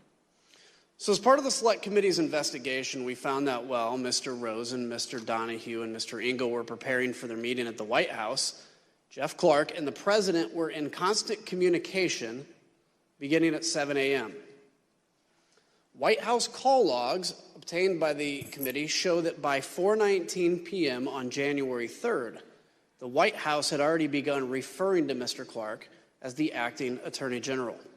As far as the White House was concerned, Mr. Clark was already at the top of the Justice Department. 2 hours later, DOJ leadership arrived at the White House. The Select Committee interviewed every person who was inside the room during this Sunday evening Oval Office meeting. Mr. Cipollone told the committee that he was, quote, unmistakably angry during the meeting, and that he, along with Eric Hirschman and Mr. Donahue, quote, forcefully challenged Mr. Clark to produce evidence of his election fraud theories. Mr. Rosen, can you describe how that meeting started? Yes. So after some preliminaries, so Mr. Meadows had ushered us all in, and then he left. So Mr. Cipollone did some introductions and things. So after some preliminaries, the President turned to me and he said, well, one thing we know is you, Rosen, you aren't going to do anything. You don't even agree with the claims of election fraud.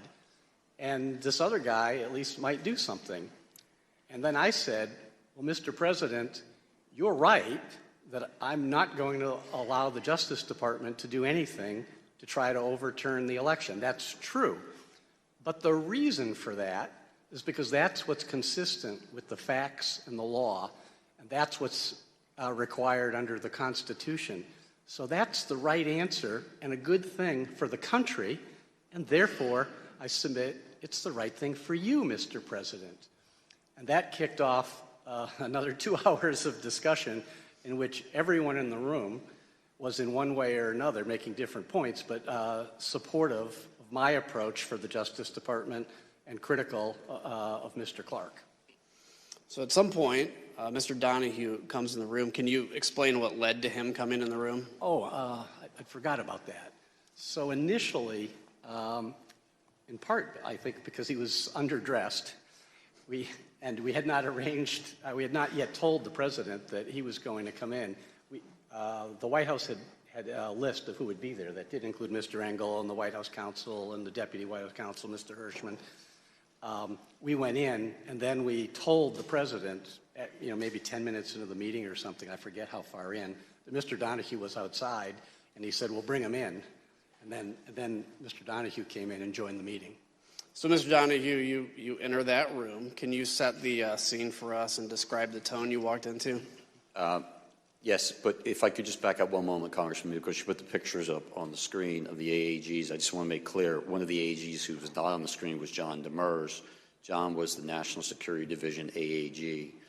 John was on the call, but I prefaced the call by saying, John, we need you to stay in place. National security is too important. We need to minimize the disruption. Whether you resign is entirely up to you, obviously, and we'll respect your decision either way, but I'm asking you, please stay in place. And he did, so I don't want to leave the impression that he was not willing to resign, Great. because I think he was. Thank you for So that. with regard to entering the Oval Office, I was sitting in the hallway. An administrative assistant passed by. She asked me, are you supposed to be in this meeting with the president? I said, no. I'm simply here in case questions come up that other people don't have the answer to. And she walked away and then came back probably 30 seconds later and said, the president wants you in the meeting. I proceeded into the Oval Office. I took probably 2 or 3 steps in, and I stopped because I was, as the AG said, not exactly properly attired. I was wearing jeans and muddy boots and an Army T-shirt, and I never would arrive in the Oval Office this way. I said, Mr. President, I apologize. I'm sorry. I didn't know I was going to be here. And he said, no, just come in. And so I went in. I attempted to take a seat on one of the couches that are behind the chairs arrayed in front of the president's desk. And he said, oh, no, you're going to be up here. And everyone kind of laughed. And they moved the chairs a little bit. Someone from the White House counsel's office picked up a spare chair and put it directly in front of the president, and I took that seat. Was there discussion about Mr. Clark? Can you kind of enlighten some of what that discussion was? Yes. So the conversation at this point had moved beyond the specific allegations, whether it was State Farm Arena or Antrim County or Pennsylvania or whatever. We had discussed those repeatedly, and that was backdrop to the conversation. But the conversation at this point was really about whether the president should remove Jeff Rosen and replace him with Jeff Clark. And everyone in the room, I think, understood that that meant that letter would go out. So that was the focus. It was about a 2.5-hour meeting after I entered, and so there were discussions about the pros and cons of doing that. Early on, the president said, what do I have to lose? And it was actually a good opening because I said, Mr. President, you have a great deal to lose. And I began to explain to him what he had to lose, and what the country had to lose, and what the department had to lose. And this was not in anyone's best interest. That conversation went on for some time. Everyone essentially chimed in with their own thoughts, all of which were consistent about how damaging this would be to the country, to the department, to the administration, to him personally. And at some point, the conversation turned to whether Jeff Clark was even qualified, competent to run the Justice Department, which in my mind, he clearly was not. And it was a heated conversation. I thought it was useful to point out to the president that Jeff Clark simply didn't have the skills, the ability, and the experience to run the department. And so I said, Mr. President, you're talking about putting a man in that seat who has never tried a criminal case, who's never conducted a criminal investigation. He's telling you that he's going to take charge of the department, 115,000 employees, including the entire FBI, and turn the place on a dime and conduct nationwide criminal investigations that will produce results in a matter of days. It's impossible, it's absurd, it's not going to happen, and it's going to fail. He has never been in front of a trial jury, a grand jury. He's never even been to Chris Wray's office. I said at one point, if you walked into Chris Wray's office, one, would you know how to get there? And two, if you got there, would he even know who you are? Do you really think that the FBI is going to suddenly start following your orders? It's not going to happen. He's not competent. And that's the point at which Mr. Clark tried to defend himself by saying, well, I've been involved in very significant civil and environmental litigation. I've argued many appeals in appellate courts and things of that nature. And then I pointed out that, yes, he was an environmental lawyer, and I didn't think that was appropriate background to be running in the United States Justice Department. Did anybody in there support Mr. Clark? No one. Mr. Rosen, it was you he was going to replace. So what was your view about the president's plan to appoint Mr. Clark? Well, as I alluded to earlier, the issue really wasn't about me. It would have been fine, as I said, to have had Rich Donahue replace me. I would have said, great, I get 17 days vacation or something. But the issue was the use of the Justice Department. And it's just so important that the Justice Department adhere to the facts and the law. That's what it's there to do. And that's what our constitutional role was. And so if the Justice Department gets out of the role that it's supposed to play, that's really bad for our country. And I don't know of a simpler way to say that. And when you damage our fundamental institutions, it's not easy to repair them. So I thought this was a really important issue to try to make sure that the Justice Department was able to stay on the right course. Mr. Donahue, did you eventually tell the president that mass resignations would occur if he installed Mr. Clark and what the consequences would be? Yes, so this was in line with the president saying, what do I have to lose? Along those lines, he said, so suppose I do this. So suppose I replace him, Jeff Rosen, with him, Jeff Clark.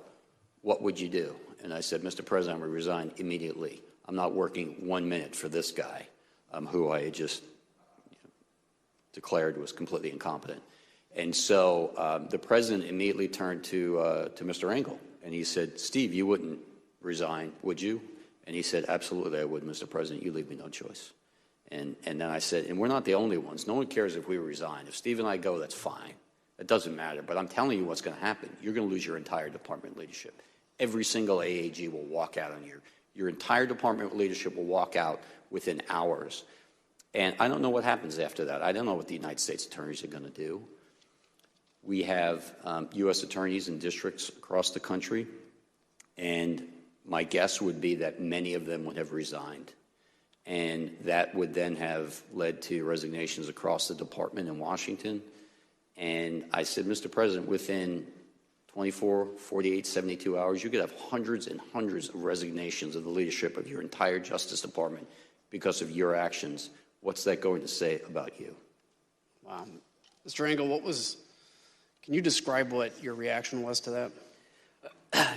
Yeah, no, I think when the president, my recollection is that when the president turned to me and said, Steve, you wouldn't leave, would you? I said, Mr. President, I've been with you through 4 attorneys general, including 2 acting attorney general, but I couldn't be part of this. And then the other thing that I said was that, look,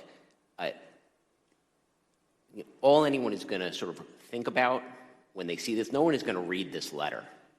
All anyone is going to think is that you went through 2 attorneys general in 2 weeks until you found the environmental guy to sign this thing. And so the story is not going to be that the Department of Justice has found massive corruption that would have changed the result of the election. It's going to be the disaster of Jeff Clark And I think at that point, Pat Cipollone said, yeah, this is a murder-suicide pact, this letter. And yeah. I would note, too, Congressman, that it was in this part of the conversation where Steve pointed out that Jeff Clark would be left leading a graveyard, and that comment clearly had an impact on the president. The leadership will be gone. Jeff Clark will be left leading a graveyard. Again, the premise that, which as Mr. Donahue has said, but that Mr. Clark could come in and take over the Department of Justice and do something different was just an absurd premise. And all he was doing, Mr. Clark, by putting himself forward, was blowing himself up. And, you know, if the president were to have gone that course, you know, it would have been a grievous error for the president as well. Mr. Cipollone, the White House counsel, told the committee that Mr. Engel's response had a noticeable impact on the president, that this was a turning point in the conversation. Mr. Donahue, towards the end of this meeting, did the president ask you what was going to happen to Mr. Clark? He did. When we finally got to I would say the last 15 minutes of the meeting, the president's decision was apparent. He announced it. Jeff Clark tried to scrape his way back and asked the president to reconsider. The president doubled down, said, no, I've made my decision. That's it. We're not going to do it. And then he turned to me and said, so what happens to him now? Meaning Mr. Clark. And he understood that Mr. Clark reported to me. And I didn't initially understand the question. I said, Mr. President, and he said, are you going to fire him? And I said, I don't have the authority to fire him. He's a Senate-confirmed Assistant Attorney General. And he said, well, who has the authority to fire him? And I said, only you do, sir. And he said, well, I'm not going to fire him. I said, all right, well, then we should all go back to work. Did you get a call from the president later that night? I did, I don't know, probably 90 minutes later or something like that. What was that about? The president, at this point, we left the White House, reconvened at the department. I left the department. I was back in my apartment. My cell phone rang. It was the president, and he had information about a truck supposedly full of shredded ballots in Georgia that was in the custody of an ICE agent whose name he had. I told him that ICE was part of Department of Homeland Security. I hadn't heard about this. If Department of Homeland Security needed our assistance, we, of course, would provide it. But it was really up to DHS to make a call if their agent was involved. And he said, fine, I understand. Can you just make sure that Ken, meaning Ken Cuccinelli, knows about this? I said, fine, I would pass that along to him. I eventually contacted Ken Cuccinelli later that evening, and I said, this is what the president told me. If you guys have anything you think should be brought to our attention, let me know. And he said, thank you, and that was it. Mr. Cipollone left the meeting convinced the president would not appoint Mr. Clark, but he didn't think the president had actually accepted the truth about the election. Sure enough, all the same debunked theories appeared in his speech at the Ellipse 3 days later. In the state of Arizona, over 36,000 ballots were illegally cast by non-citizens. 11,600 more ballots and votes were counted, more than there were actual voters. You see that? In Wisconsin, corrupt Democrat-run cities deployed more than 500 illegal, unmanned, unsecured drop boxes, which collected a minimum of 91,000 unlawful votes. Mr. Donahue, Mr. Rosen, Mr. Engel, and others stopped President Trump's efforts, at least temporarily.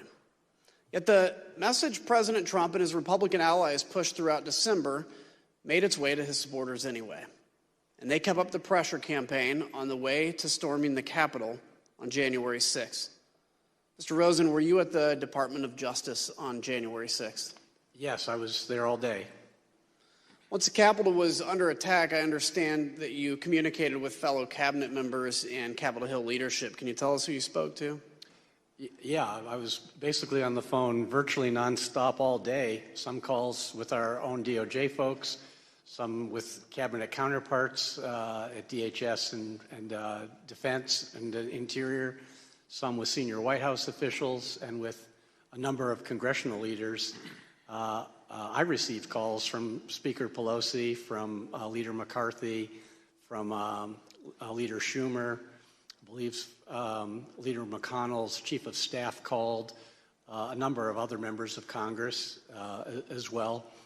And the basic thrust of the calls with the members of Congress was, there's a dire situation here, and can you help? And I reported to them that we were, on a very urgent basis, sending help from the department. We wound up sending over 500 agents and officers from FBI, ATF, and the U.S. Marshals to assist with restoring order at the Capitol.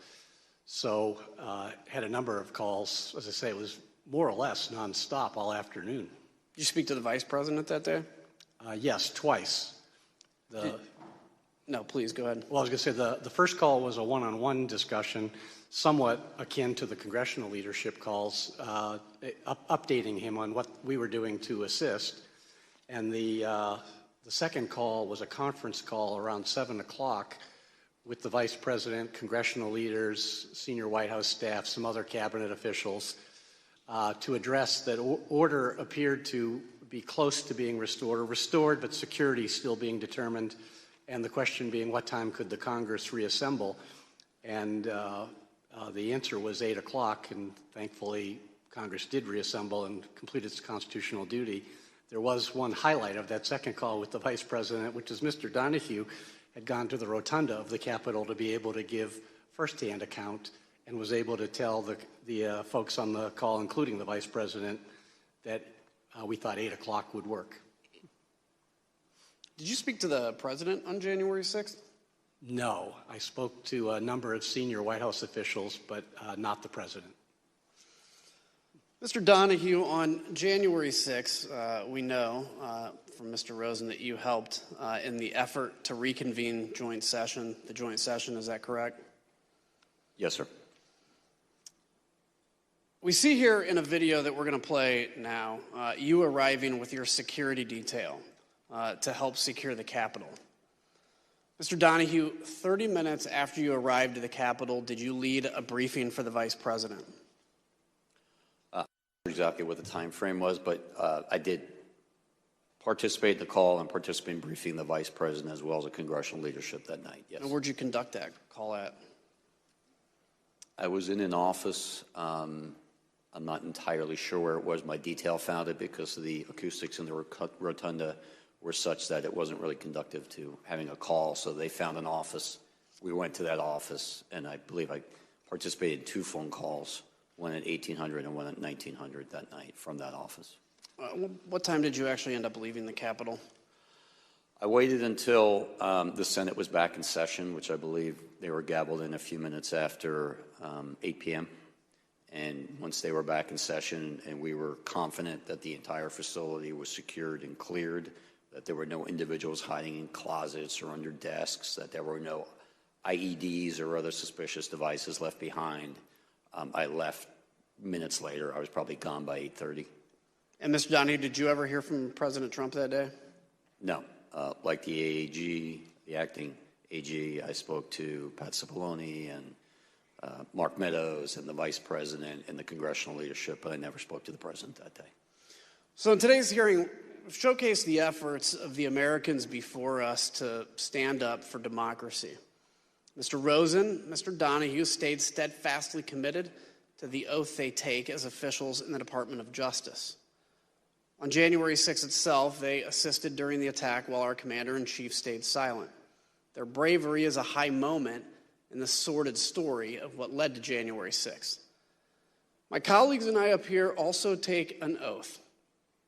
Some of them failed to uphold theirs and instead chose to spread the big lie.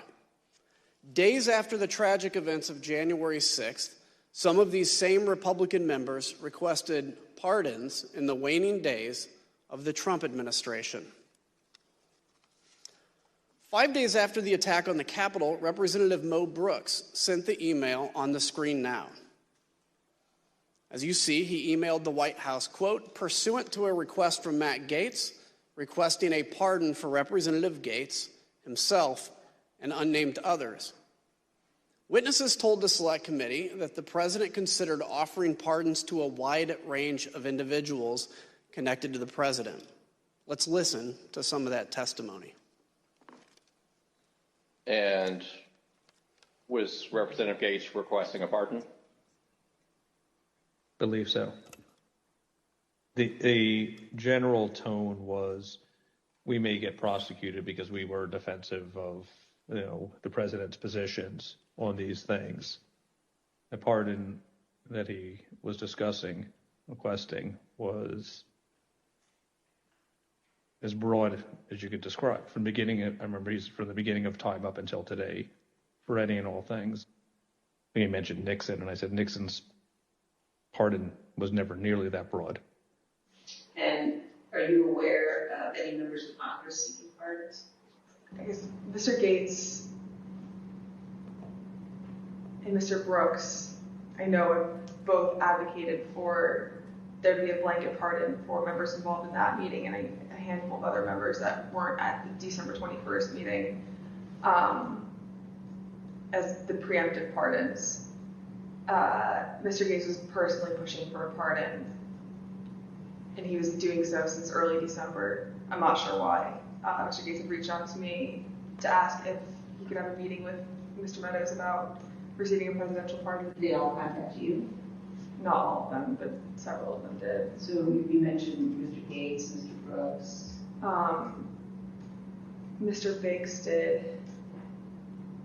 Mr. Jordan talked about congressional pardons, but he never asked me for one.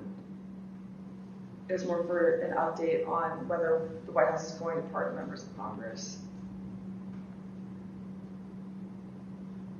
Mr. Gomer asked for one as well. Mr. Perry asked for a pardon too. I'm sorry, I need to finish. Mr. Perry, did he talk to you directly? Yes, he did. Did Marjorie Taylor Greene contact you? No, she didn't contact me about it. I heard that she had asked White House Counsel's Office for a pardon from Mr. Philbin, but I didn't frequently communicate with Ms. Greene. Are you aware of any conversations or communications regarding the possibility of giving Congressman Matt Gaetz a pardon? I know he had asked for it, but I don't know if he ever received one or what happened with it. How do you know that Congressman Gaetz asked for a pardon? He told me. Tell us about that. He told me he'd asked Meadows for a pardon. Were you involved in or did you witness any conversations about the possibility of a blanket pardon for everyone involved in January 6th? I had heard that mentioned, yeah. Do you know whether the president had any conversations about potentially pardoning any family members?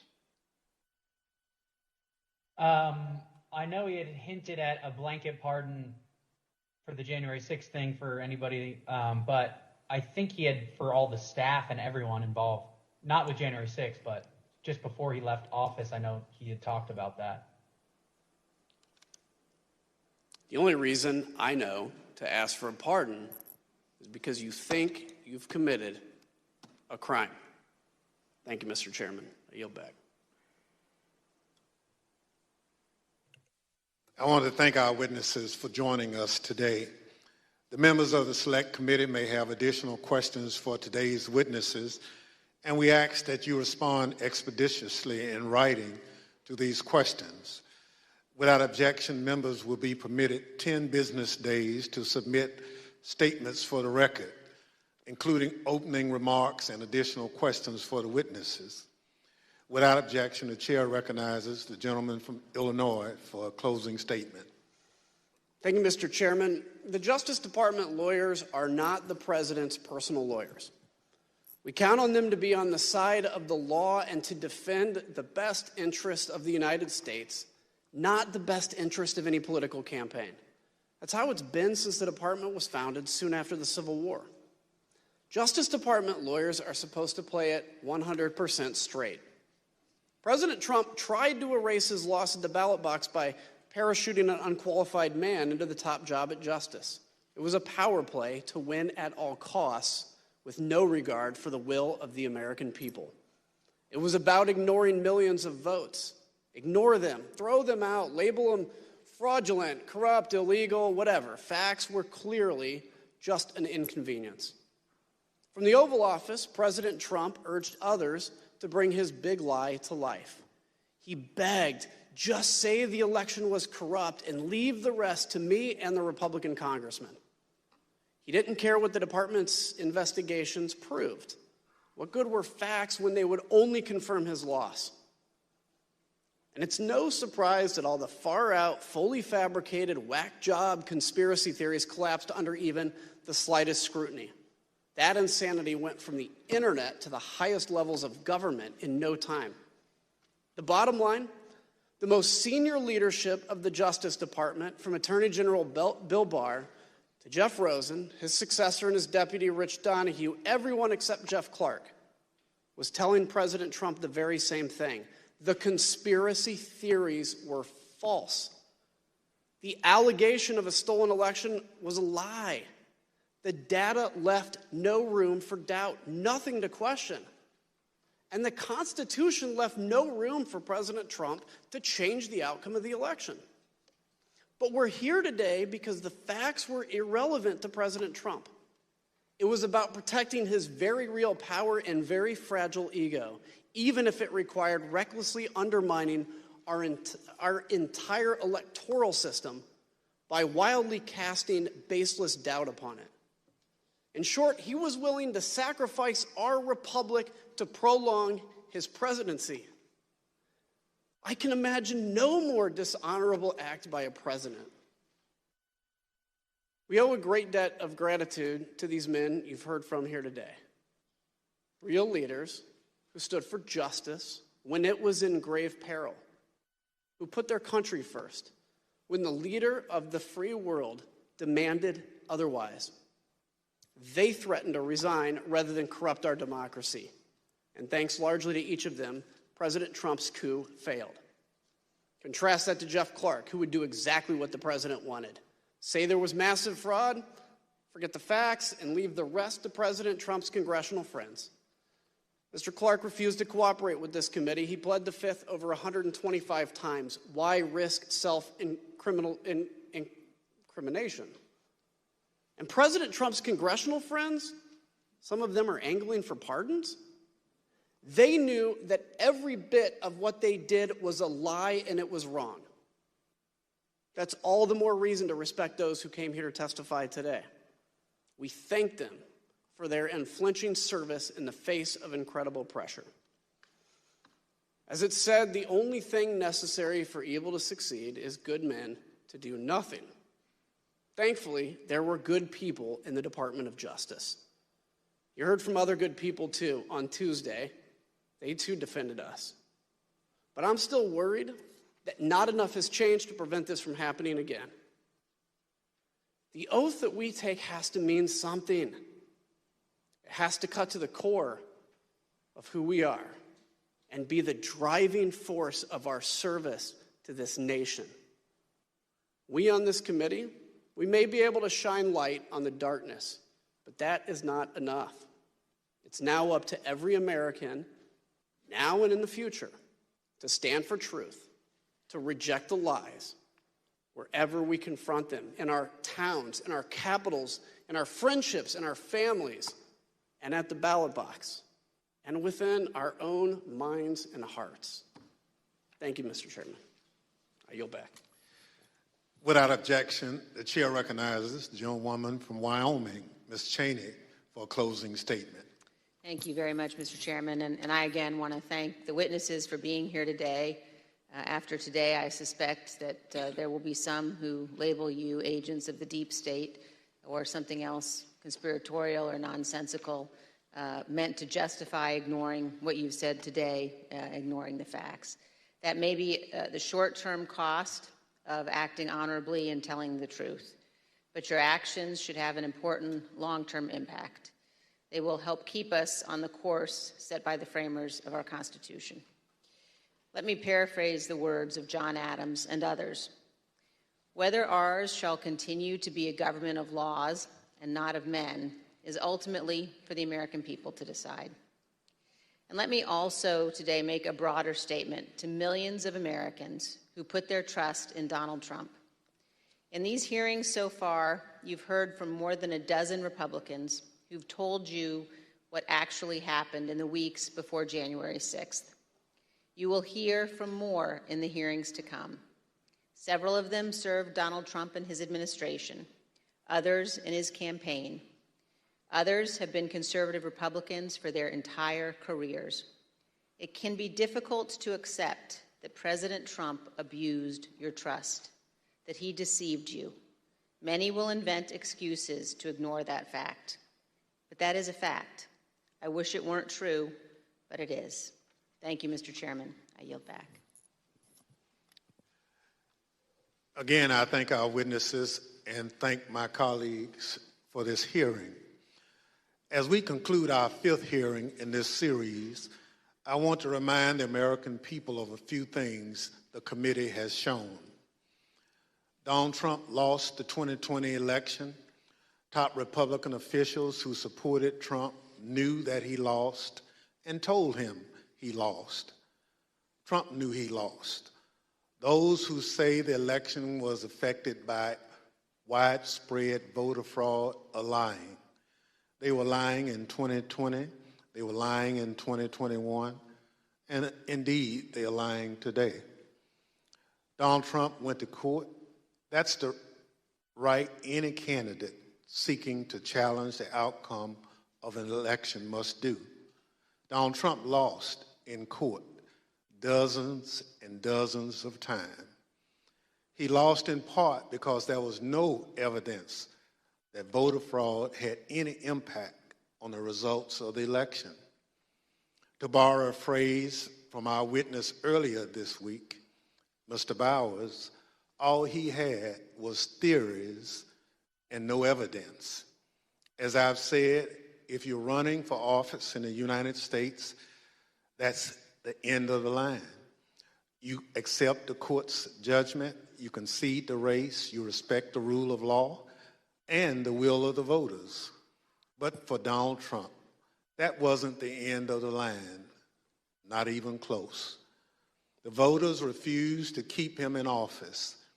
The courts refused to keep him in office, but he continued to lie, and he went in search of anyone who would go along with his scheme.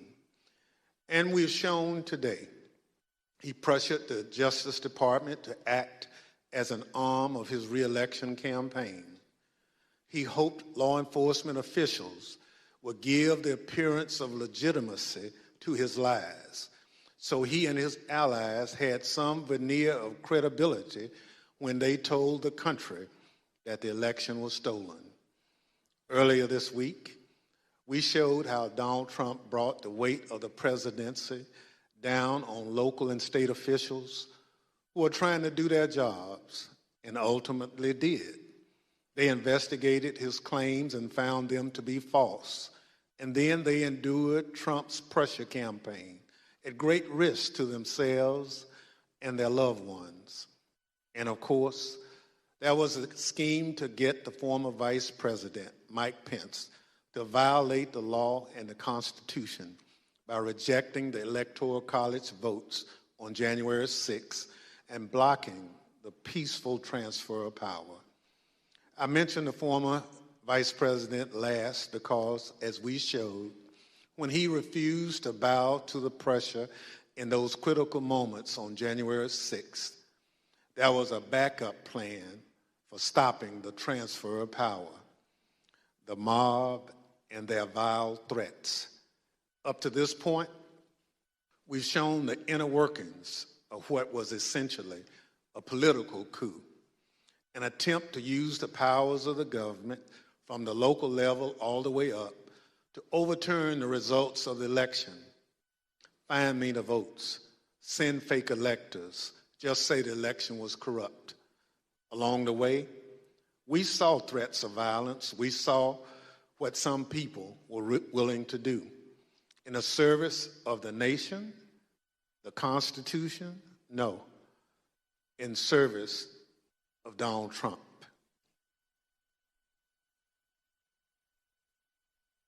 When the Select Committee continues this series of hearings, we're going to show how Donald Trump tapped into the threat of violence, how he summoned the mob to Washington, and how, after corruption and political pressure failed to keep Donald Trump in office, violence became the last option. Our investigation is ongoing. Those hearings have spurred an influx of new information that the committee and our investigators are working to assess. We are committed to presenting the American people with the most complete information possible. That will be our aim when we reconvene in the coming weeks. The chair, however, requests those in the hearing room remain seated until the Capitol Police have escorted members from the room. Without objection, the committee stands adjourned. Lawfare No Bull is produced in cooperation with the Brookings Institution and Goat Rodeo. You can support Lawfare's suite of podcasts by joining our Patreon at www.patreon.com/Lawfare. That's www.patreon.com/Lawfare. You should rate and review Lawfare No Bull wherever you found us. And you should share us on all the social medias. And as always, thanks for listening.